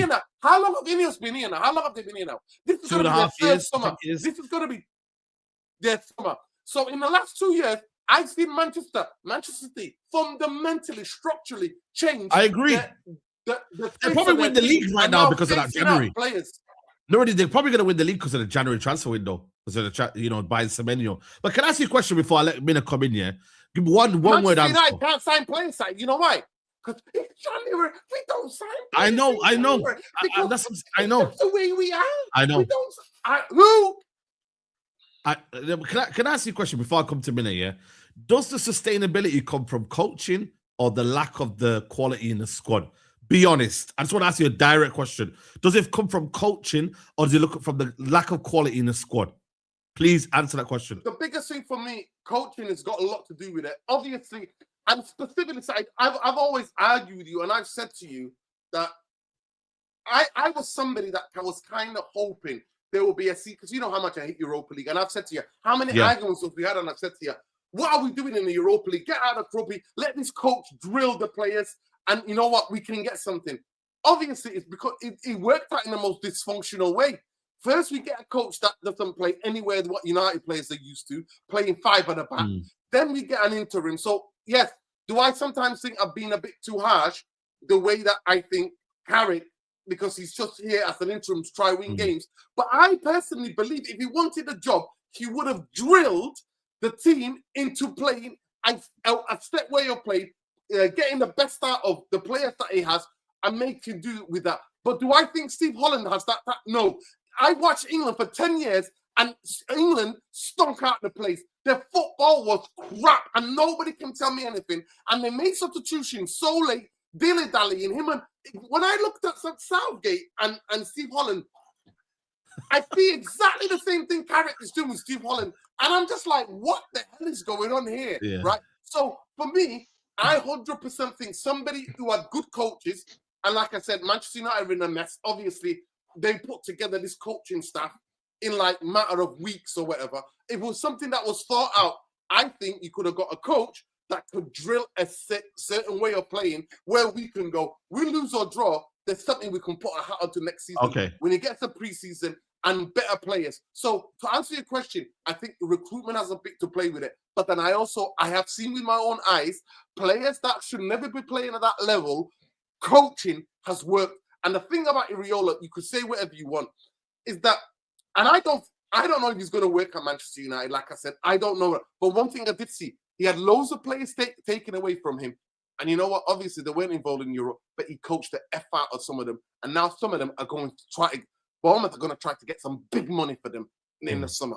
That's what I've seen with my own eyes. Yeah. Let me ask Mina as well, that question about sustainability. Like, what's your opinion? Because I think it's a load of bollocks, if I'm being honest with you, to put that to an interim when he hasn't got the tools he needs. But what are you saying about? I feel like an interim's job is just to come in and achieve what you've asked him to do. If you've asked him to come in to win, get United Champions League football, if he gets Champions League football even by crawling to the finishing line, he's done his job. But because you're talking about the long-term kind of decision about the interim manager, it's a bit of both. I can't lie. So the sustainability of the football, we were talking about this with Erik ten Hag. When we were talking about Erik ten Hag and he was the permanent manager, and we were saying the football's not sustainable. We're kind of scratching out results in weird fashion. The football's not sustainable. But he was someone who I would like to think at the time they recruited well for what he wanted. For what he wanted, the Man United at the time recruited what he wanted, or maybe what he needed in the ability of playing what he wanted. In terms of this summer, I think one thing that we actually lack, it's not about sustainability, it's not about recruitment. I think we lack X factor in our team. And what I think in particular is in attack, I think we're so obsessed with this idea of, like mathematical football on the pitch. Get me an X factor player in the attack that will pick up the ball and do something when United need a goal in crunch time. Whether it's an attack at wide player, whether it's a 10 like Bruno Fernandes. We don't have Josh Rosowski. Brother, kick this guy out of him. Please kick this guy out. Go play Mukhib. Get out of here, man. But honestly, I think we lack X factor. Bring Musa back, man. This guy talking to me Josh Rosowski. She likes Sesko. I told you Sesko is. I like both of them. But then you're gonna be like, to me, what about Onana? You said Sesko needs to start. Sesko is a done. I told you sell him. Sell Sesko and get me Krupi. Forget all of this. We don't need no Sesko. You're saying Krupi when 2 seconds ago you were saying we shouldn't buy young players, but exactly. This guy, he contradicts himself 24/7. Yeah, exactly. Oh my God. You made me lose my train of thoughts. Now I don't even want to talk about Carrick anymore. Musa, you actually contradict yourself. Oh, you said you need. You said you need. No, 1 minute. As an example, yeah. No, let me get you back to where you were. Though you said we need a special player and pressure and all that. Then you're saying go get me Krupi from Broad. No, because you said we need a special player that will pick up the ball and do something. I'm just saying we've got that in Josh Rosowski. Josh Rosowski does special things on the ball. Whether anyone wants to admit it or they don't want to admit it, he does it. So when I'm telling you play Josh, it's because I know he does special things. Why are you referring to him, Josh? You don't know him. Don't call him Josh. You're not brethren with him. Don't call him by his first name. Hey, Hollywood, don't start on me, Because I like that. Last year, I was defending him so much. But you know what pisses me off about Musa is this Dr. Uma Musa. But we are saying, I'm on it. You know why I'm on it, though? No, but I see it. The way it is, yeah. I see the storm before it comes. You lot only see it when it starts raining. Storm, bro. I saw the storm. I see the storm before it comes. On your glasses. There's no storm. You like that, Noradine? I see the storm. Me and Noradine see the storm when me and Noradine see the storm when the skies start to get grey. You lot only realize it's here when it starts raining. Coming off mute to tell you don't bring me into this mess. Wilson, we can feel it in our bones. We can feel it in our bones, but Saeed and Mina, they're like, oh, we're getting wet. It storms here. We saw it. We warned you. We can see the storm now building up. So you're saying go get Krupi. I'm saying X factor. I'm looking like world class players. You know Real Madrid, yeah. But Turkey. You know Real Madrid, yeah. When they won the Champions League in Bellingham's first season, yeah. It's because they had players in that attack that would just get the ball and do something with it. Yeah. X factor. PSG. X factor. Barcelona. Lamine Yamal. X factor.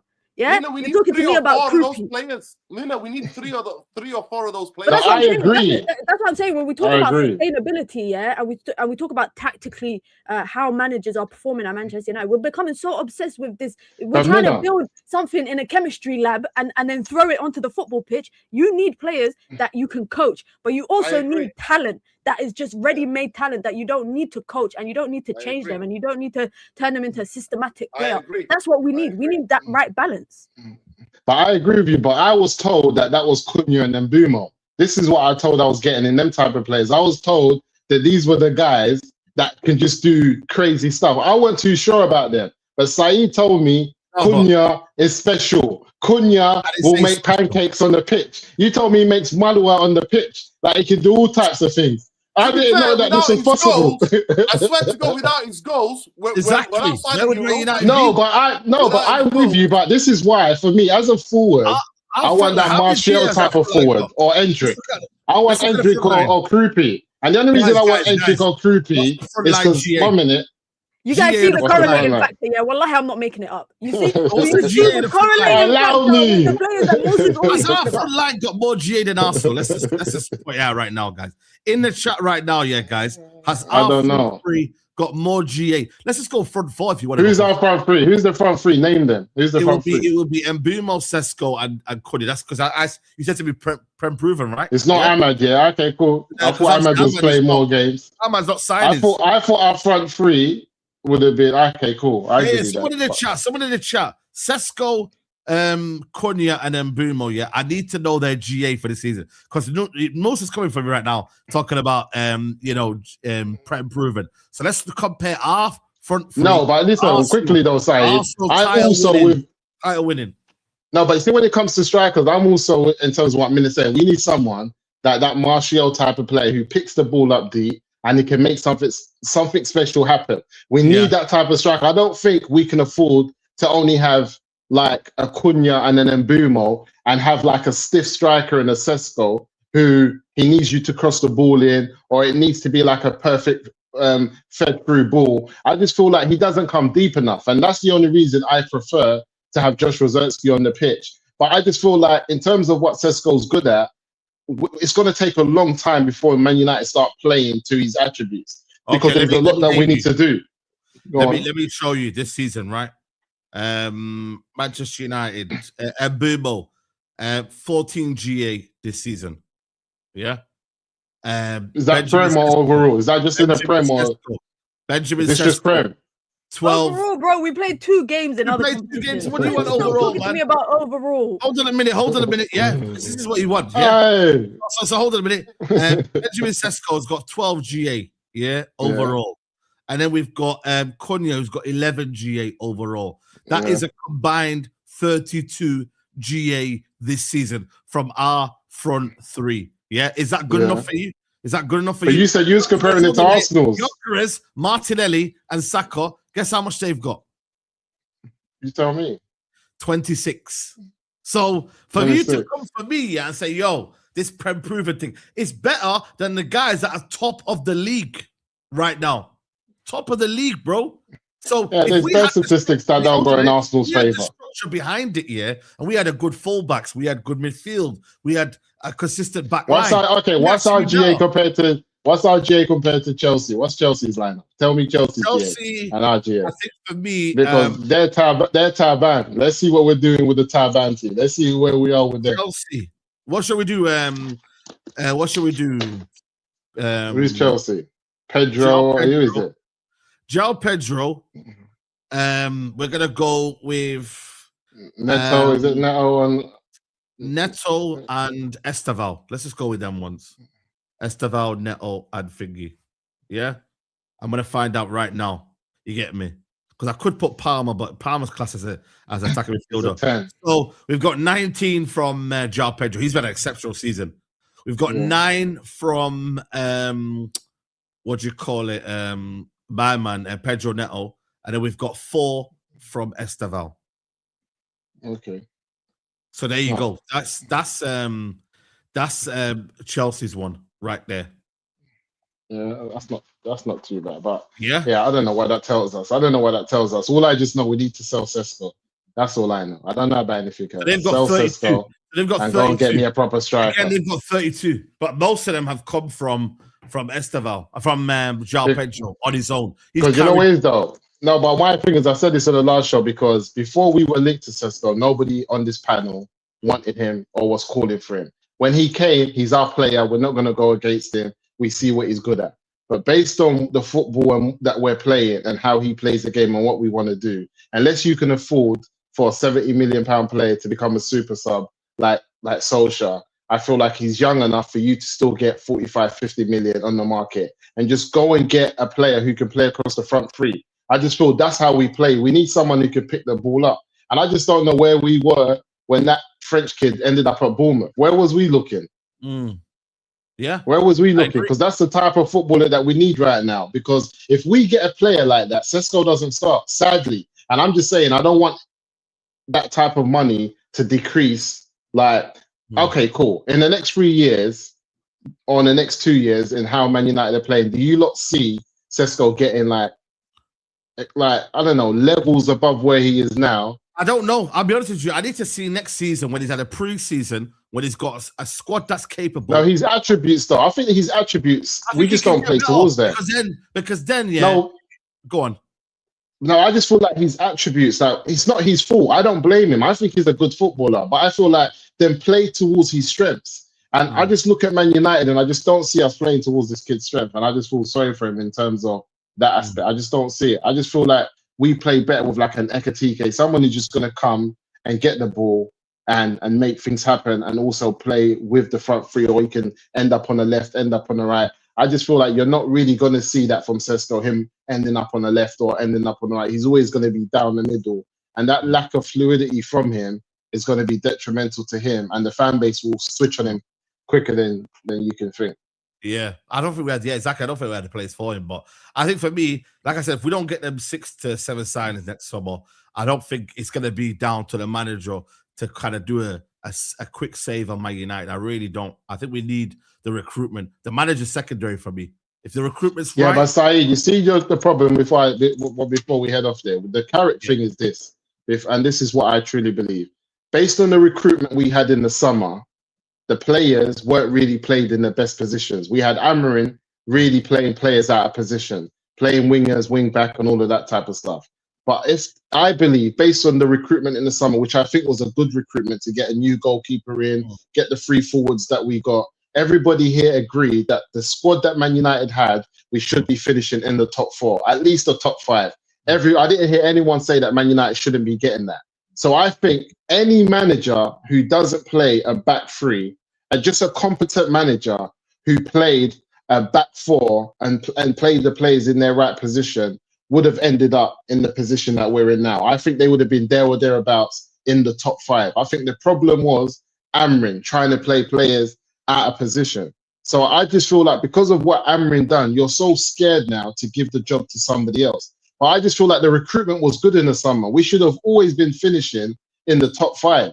But is it just good enough for us to be like, okay, cool, we're in the top 5 and we don't care how we play? Or do you want to see a style of football? And if you want to see a style of football, that's what I'm saying. I want winning football at the end of the day. I know it's kind of mad, but at the same time, yeah, I want to win the Premier League, guys, man. I want to win the Premier League. So, sorry, can I ask you a question? Can I ask you a question? So, would you want to play like Arsenal have done in the last couple of months to win the Premier League like that? I'm not gonna lie to you. Yes, I would. I would take it. I would. I don't know about you, lot, but I would. I would want to win the league. That's my main thing. I think Arsenal fans are not going to care how they win the league. A minute ago, you said you wouldn't have this Arteta 4 years. You wouldn't have. No. But you said to me, would you rather have this Arteta 4 years without a trophy? But you said you wouldn't have it. But now I'm just saying. So what I'm saying is, see, that's not what you said, man. No. He said to me now, yeah, the last way Man United play. But I'm saying to you right now, if Man United win the league, yeah, are we all complaining? Yes or no? I am. The way we win, the way you win is important to me, Saeed. No, but I get the way you win. I win, man. I'm not complaining. Yeah, if we win the league, I understand that. Doing here, man? Mina, I respect it. Mina, I respect that. And why does it have to be Arteta's style, by the way? Why we have to focus on Arteta's style? No, I'm not talking about Arteta. Because right now we're playing Arteta football right now. Man United playing a bit of Arteta. What do you mean we're playing Arteta football? How are we playing Arteta football right now? Forget Arteta. Why are you enjoying our football in the last few games? Are you enjoying it? Saying how can we judge here Michael Carrick for no, I'm just saying listen. I'm not using that. Saeed, I'm not using that. Arteta spent $1 billion. Saeed, I'm not using that. Saeed, I'm not using that. I'm not bringing Arteta into it. Saeed, I'm not bringing Arteta into it. Right? That's the side. The difference between you, me, and Mina, and maybe Musa as well, and maybe some people in the chat. It matters to me. It matters to me how we lose the game. It matters to me how we draw the game. It matters to me how we lose the game. How we lose, how we win. It always matters to me. And I think I'm alone in that. That to me, I could never celebrate. And I will be making videos or whatever on X. I'll be calling it out and I'll be like, wow, crap is this? Because to me, I would not. Now, if you said to me, Nuruddin, we play really well throughout the season and maybe the last 5 games, we just get the 1-0 job done. I'll be like, you know what? Yeah, because then I've got all of the season to hold on to. And I think, you know what? This is maybe just to get over the line. But if you said to me, the way that Arsenal have played in the last 3 to 4 months of football, where they're just shitting it, and it's about this so-called control, miss me out with that. I could never celebrate us winning that, never. Because the way that I have been brought up is to what? From football. After 13 years. After 20 years. I'm just saying to you, what Manchester United have been about. For me personally, forget the trophies. If I'm winning football, dog shite football, playing defensive football and about so-called mystical control, but just crap football.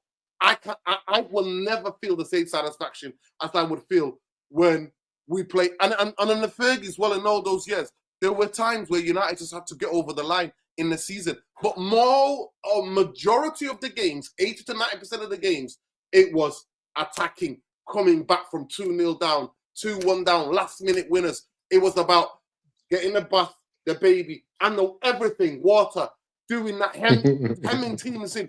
That's what the football was for me. And I want that football. I do not want 1-0 draw, 1-0 for 5-6 months. No. I never wanted to win it like Chelsea did when Jose came back. Don't listen to Saeed anyway. He's going to be the first to complain. Like, that's the truth. Like, you're the first to complain. The thing is, calling people out. No. That's what I'm trying to say. Like, we're thinking too far ahead, yeah?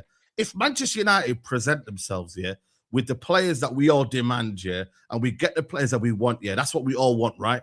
Then we could talk about style of play. But we're not even there yet, guys. That's where, you know what I said? You know what I've said though, Saeed? You know what I've always said, Saeed? Yeah, I said, you know what I said? One of the things I've always said, and this is why I think Arsenal win. Yeah. I mean, this is one of the reasons. 1 minute, no, but this is why I was telling my Arsenal friend that they're going to lose the Premier League title. Is that football always wins? There's only so far, and just skanking your way to wins, and making it hard and winning on corners. There's only so long when it gets to when it gets to the pinnacle of whatever competition you're in. Football always wins, and that's why City's going to win the league. And that's the same with Man United. So if you think that it doesn't matter how we play as long as we're in Champions League football, I didn't say that. What are you saying? What I'm saying is, yeah, we can't, because think about it. My thing is the likelihood you're going to win the league playing crap football is not very likely. When was the last team? Where's the last club that won the league playing crap football? Yeah, but the thing is, the sample size, yeah. The sample size. I can tell you, Musa, I can tell you, right? And I named them last week. So it was Conte, beginning of Conte, trying to do 1-0 scammers, right? Then he realized he had Fabregas on the bench and he needed creativity in midfield. Then he bought that in. Jose Mourinho came back from Real Madrid to Chelsea. The football was fantastic. Hazard doing amazing things. Then they got beat by Spurs. I'll never forget that. I think it might have been a Monday night game. They got beat, I think they conceded 4 or whatever. He went super defensive for the next 3 or 4 months. And you know what? I'm out. I am not having that. And they were just trying to win 1-0, get over the line. I'm not having that. I can't. I'm sorry. And them days the number. With the managers that we've got in the Prem, that we've got in the Premier League, you're not going to get away with it. So sooner or later, we're going to be complaining. For me, the thing that is a bit unfair to point with Arteta and Carrick here is that the sample size is very small. You're seeing, how long has Michael Carrick been here now? 4 months, maybe? I'm ready to risk it with Michael Carrick. I'm ready to give him more time if he adds, like I said, to his coaching staff. If he doesn't add to it, I don't need to give him sample size because he's an interim. I don't need to. So what you're trying to say is you're Carrick out in the summer if he doesn't bring in coaching stuff. Yeah, if you don't bring in more coaching stuff, I want him out. I think that's fair. I'm not. Without seeing recruitment, without seeing him trying. Yeah. Out based on the fact. I'm not accepting that recruitment on its own and keeping flipping Southgate, whoever's. I'm not having that type of people around there. I'm not having it. You need to add to him as well. When we talk about recruitment, it's not just the players; it's also the coaching staff. We've lost the plot. Add to everyone. Of course, we've lost the plot because you want the interim to stay, and you were someone who was anti at the beginning. I don't know when you became the number one fan. You was not having Carrick. Remember, everyone. The options. Saeed was not having Carrick. No, but I said Carrick. Yeah, if it's not I'd have Carrick. Saeed's been bought out like the other channel. They bought you out, bro. You're under pressure, brother. Saeed, have you been meeting with Gary? Have you spoken to Gary? You've been meeting with Gary. How do you keep up these goals? Who Patrick Evra? Patrick Evra. It was Nicky Butt. Yeah, Patrick Evra. Patrick Evra. But my logic tells me. Let's hold on. Let me understand. My thing was, if you're not getting me Enrique, I don't trust any of the managers. I've made it very, very clear. Even Enrique's not guaranteed. Are you gonna let me land? Are you gonna let me land, bro? I'm saying even Enrique's not guaranteed. I said to you, if you're not gonna get but you wanted a German manager. When did that change? Hansi Flick. Yeah, no, the other one, Nagelsmann. You was like, he was in it as well. The last time I wanted Nagelsmann was after Ole Gunnar Solskjaer. That was when we linked with a lot of managers. Then I was like, you know So if you've got a choice between Nagelsmann and Carrick, who you having? I'm picking Carrick. I've already made my decision. I've told you. Okay, cool. Listen, hear me out here. This is my question here to you lot, or my position. We got a short time in the World Cup. Obviously, we got a lack of preseason and whatnot. It's all about familiarity. I think for me, the energy has got to be on the recruitment. Hence why I'm saying park off the talk about managers and whatnot, and let's focus on recruitment. For therefore, we will see the success and the benefits of that for me, for Man United as a whole. Yes, the managers, we can say Nagelsmann is a better manager than Carrick. We could all say this. I agree with you lot. You're probably right in that regards. He's probably tactically better. But I've just seen the same story week in, year out of that manager's the best. That manager's the best. And it's never translated to Man United. So I'm saying get a proper recruitment, give Carrick the job. And if Carrick ain't the guy in a year's time, then cool, we can move on. I'm not here saying that Carrick's the oracle. But I don't want people telling me that Nagelsmann is the truth.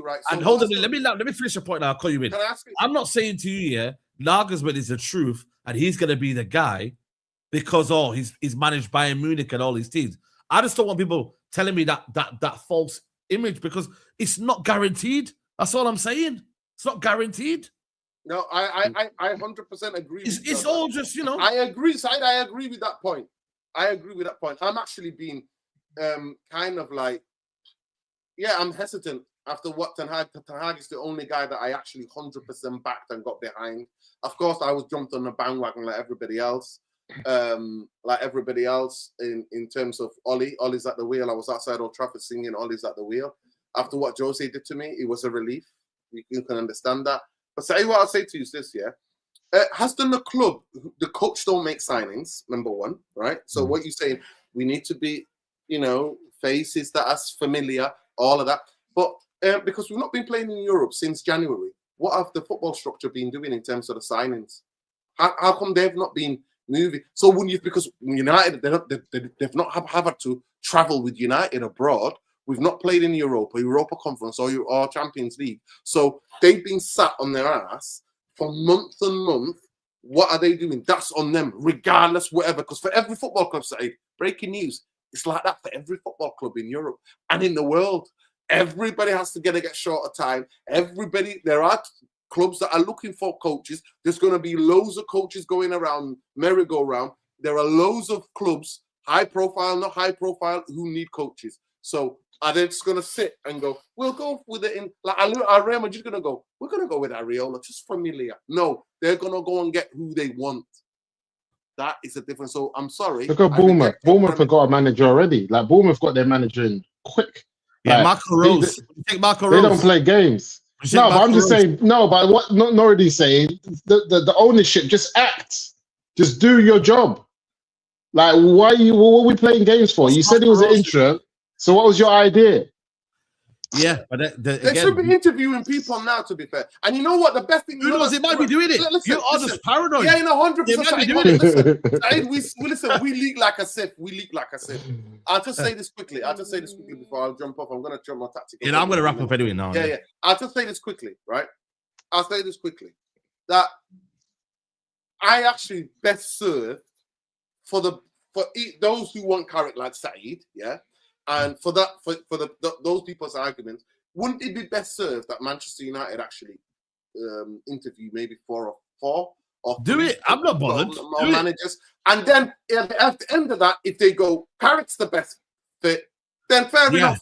They can say that. Bro, that's the idea. But for me, the idea of just giving it to Carrick, nothing's changed from being Ollie. I'm not saying don't do interview Carrick only.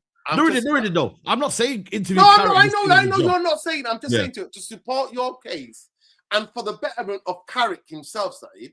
I'm saying to support your case, people who think Carrick should have get the job, and for Carrick's sake, if he was picked out of a 3 or 4, then it'd be good, wouldn't it? Like for him, it'd be good to go. Look, they all had the same interview. He came out and he actually showed evidence why he can do this and that, and he used that, so he won, right? I think that would help him more in terms of the credibility.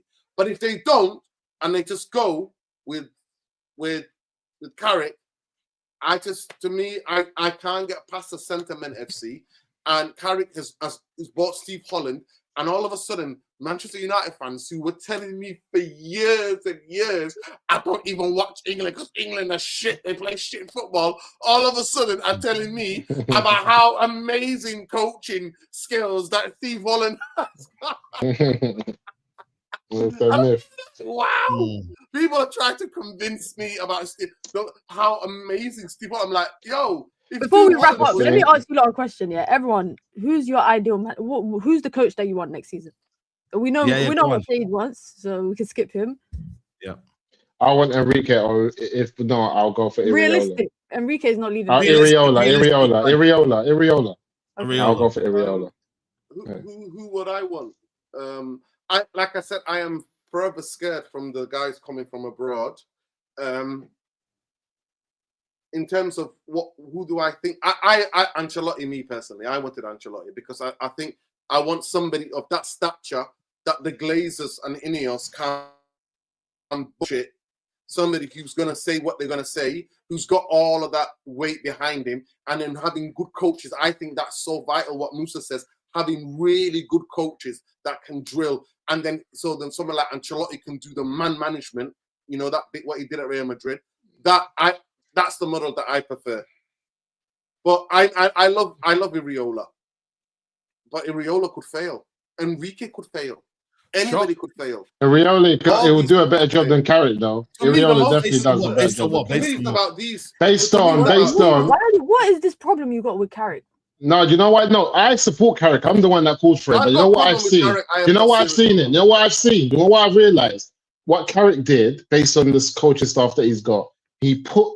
If we had got a manager in at the start of the league that just done what Carrick done, play the players in their right positions and just get competent coaching staff, we all agreed the squad that we had was good enough for top 5. So it's nothing amazing in that sense. Oh, come on, man. Leave it out. The problem is, so if we would have got Iriola in at the start of the season and gave him the players that we got, and he would have just played the players in their proper positions that I know he would have. It's not crazy football. Iriola doesn't ask them to do nothing crazy. No, he doesn't. I've realized we don't know. It could have went horribly bad. But yeah, go ahead. Sorry. Big up Musa. Listen, big up Minna before I jump. Big up Minna. Good to see you, Queen. Big up Saeed. Big up Musa. It's been a very productive, and I've tried not to shout. I'm trying to learn. You've been all right today. You're not triggering me. You know. You know what? I just need to mute and just.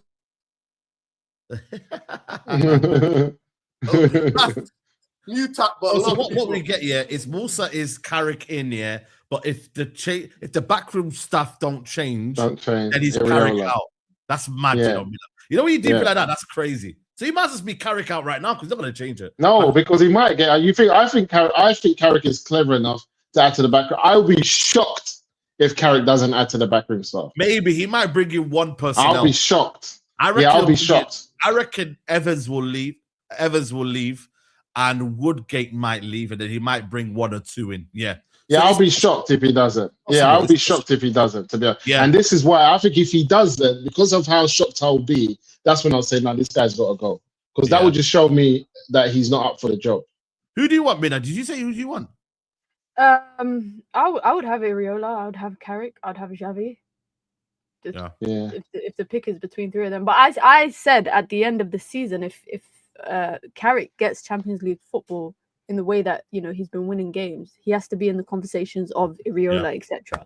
For me, it's is Enrique, it's Nagelsmann, it's Hansi Flick. Like, they're the top managers. And after that, I think it's fair game. Yeah, I agree. I think for me, I'll just continue what we're doing. And like I said, all these people are saying, but when Carrick fails, you want him out. Can you see my track record, guys? I hate to be that guy, but my track record is quite good. You know, every manager that I've called out to be sacked here, it's been justified. So end of the day, if I do end up being Carrick out, is that what you had to say? I thought you had some special results. Man said every manager I've called out has been justified. Based on who's predicted. But you know what I realized? About Saeed? He's saying that, he's never stuck it out with a manager, until the end. Like, he's always ahead of the curve so that he can get ahead of everyone. He's never stuck it out for. Have I got a manager wrong, though? Yes or no? I don't even want to brag here, but Every manager that I've called out, at the right time, I've been right about it. So when people say, "Oh, you're going to be Carrick out soon," when I see a new evidence has been presented to me, and I don't like what I'm watching. But listen, I called out Ten Hag a season early. You wasn't on it. I called out Amorim at the final against Spurs. I said he's got to go. You was not on it. Yeah. But I told you. What you proved though is that you based it on evidence. I based it on where I wanted to see it. There are special characters like Marcel that will back a manager no matter what. Big up Marcel.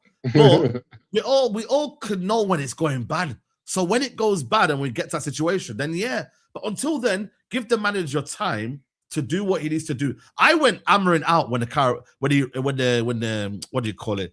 The Europa League final. I was like, you know what? That's it. Final straw. Some people went out after Grimsby. Some people went out after whenever. So, but the main thing is going to happen is that a manager's going to get sacked if he doesn't do his job correctly. And a new manager's going to come in. That's what it's going to be like. I've understood how it's going to be like. So if we bring in Areola now and it's not him, then we'll Saeed, you know what we've seen though? Saeed, you know what we've seen this season is that when Man United have had to play 2 consecutive games close to each other, Carrick has struggled.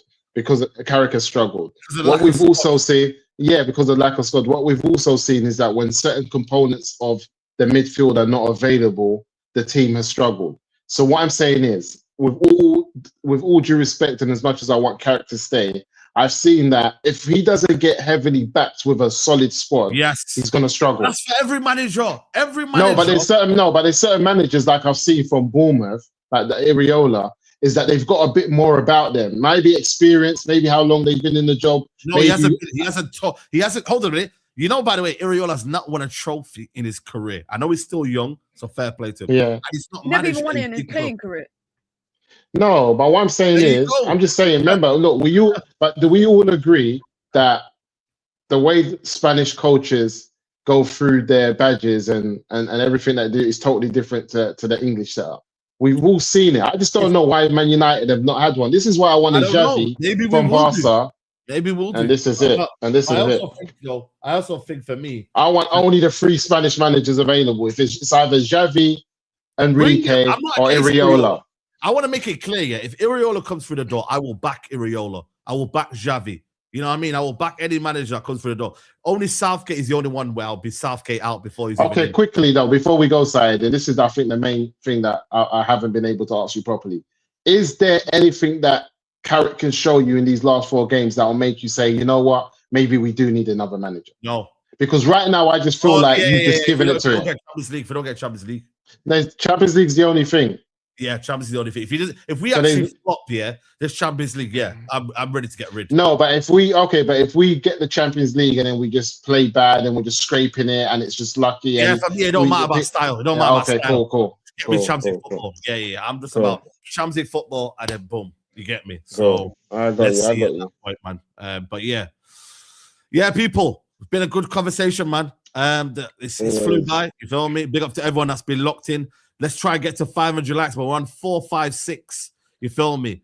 And let us know in the comments after the show, man. Who do you think it should be the manager? Is it going to be Areola? Is it going to be... But the matter thing is, Areola might not even want my United, man. He might just say, you know what, I don't want to go to that football club. A lot of managers might say United still and think, ooh, that Amorim stint, ooh, that Ten Hag, not for me. But then again, it's still a big job, innit? You get me? No matter what. So, yeah. But Minna, big up to you. And what you got coming up on your channel? Yeah, just content dropping over the next couple of weeks. Yeah. Just working, keeping busy, man. Big up. Make sure you follow Minna on her platform as well, Minna Football as well. And Musa, big up, man. Always love. Yeah, always. Well, I think I've got a video dropping today at 10 o'clock. Musa reacts. I'm in the game. You know what time it is. I'm trying to be Hollywood like Minna. So I need to be consistent. And what else? I've got a campaign coming out for the charity Smile Project. We've got a new campaign for Sudanese refugees.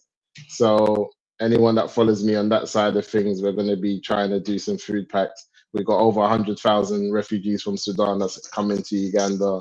Obviously, there's over 15 million people displaced. It's the biggest humanitarian crisis in the world right now, Sudan, even though it might not look like that. So we're just going to try and do our bit as we try. always. So that's me. Absolutely, people. Make sure you lock in, and make sure you go head over to big up to the Nurid is going live now over there, Tactical Devils, people. So make sure you tune in over there, people, as well. But yeah, big up to everyone locked in. I'll be back tomorrow. I think me and Statman Bays are going live tomorrow. He's a big Nagelsmann fan, so I want to see what he's saying about Nagelsmann. So maybe tune in, anyone, you know what I mean, tomorrow around 6 p.m. And yeah, we'll talk all things Nagelsmann. Take care. Bye-bye. Peace.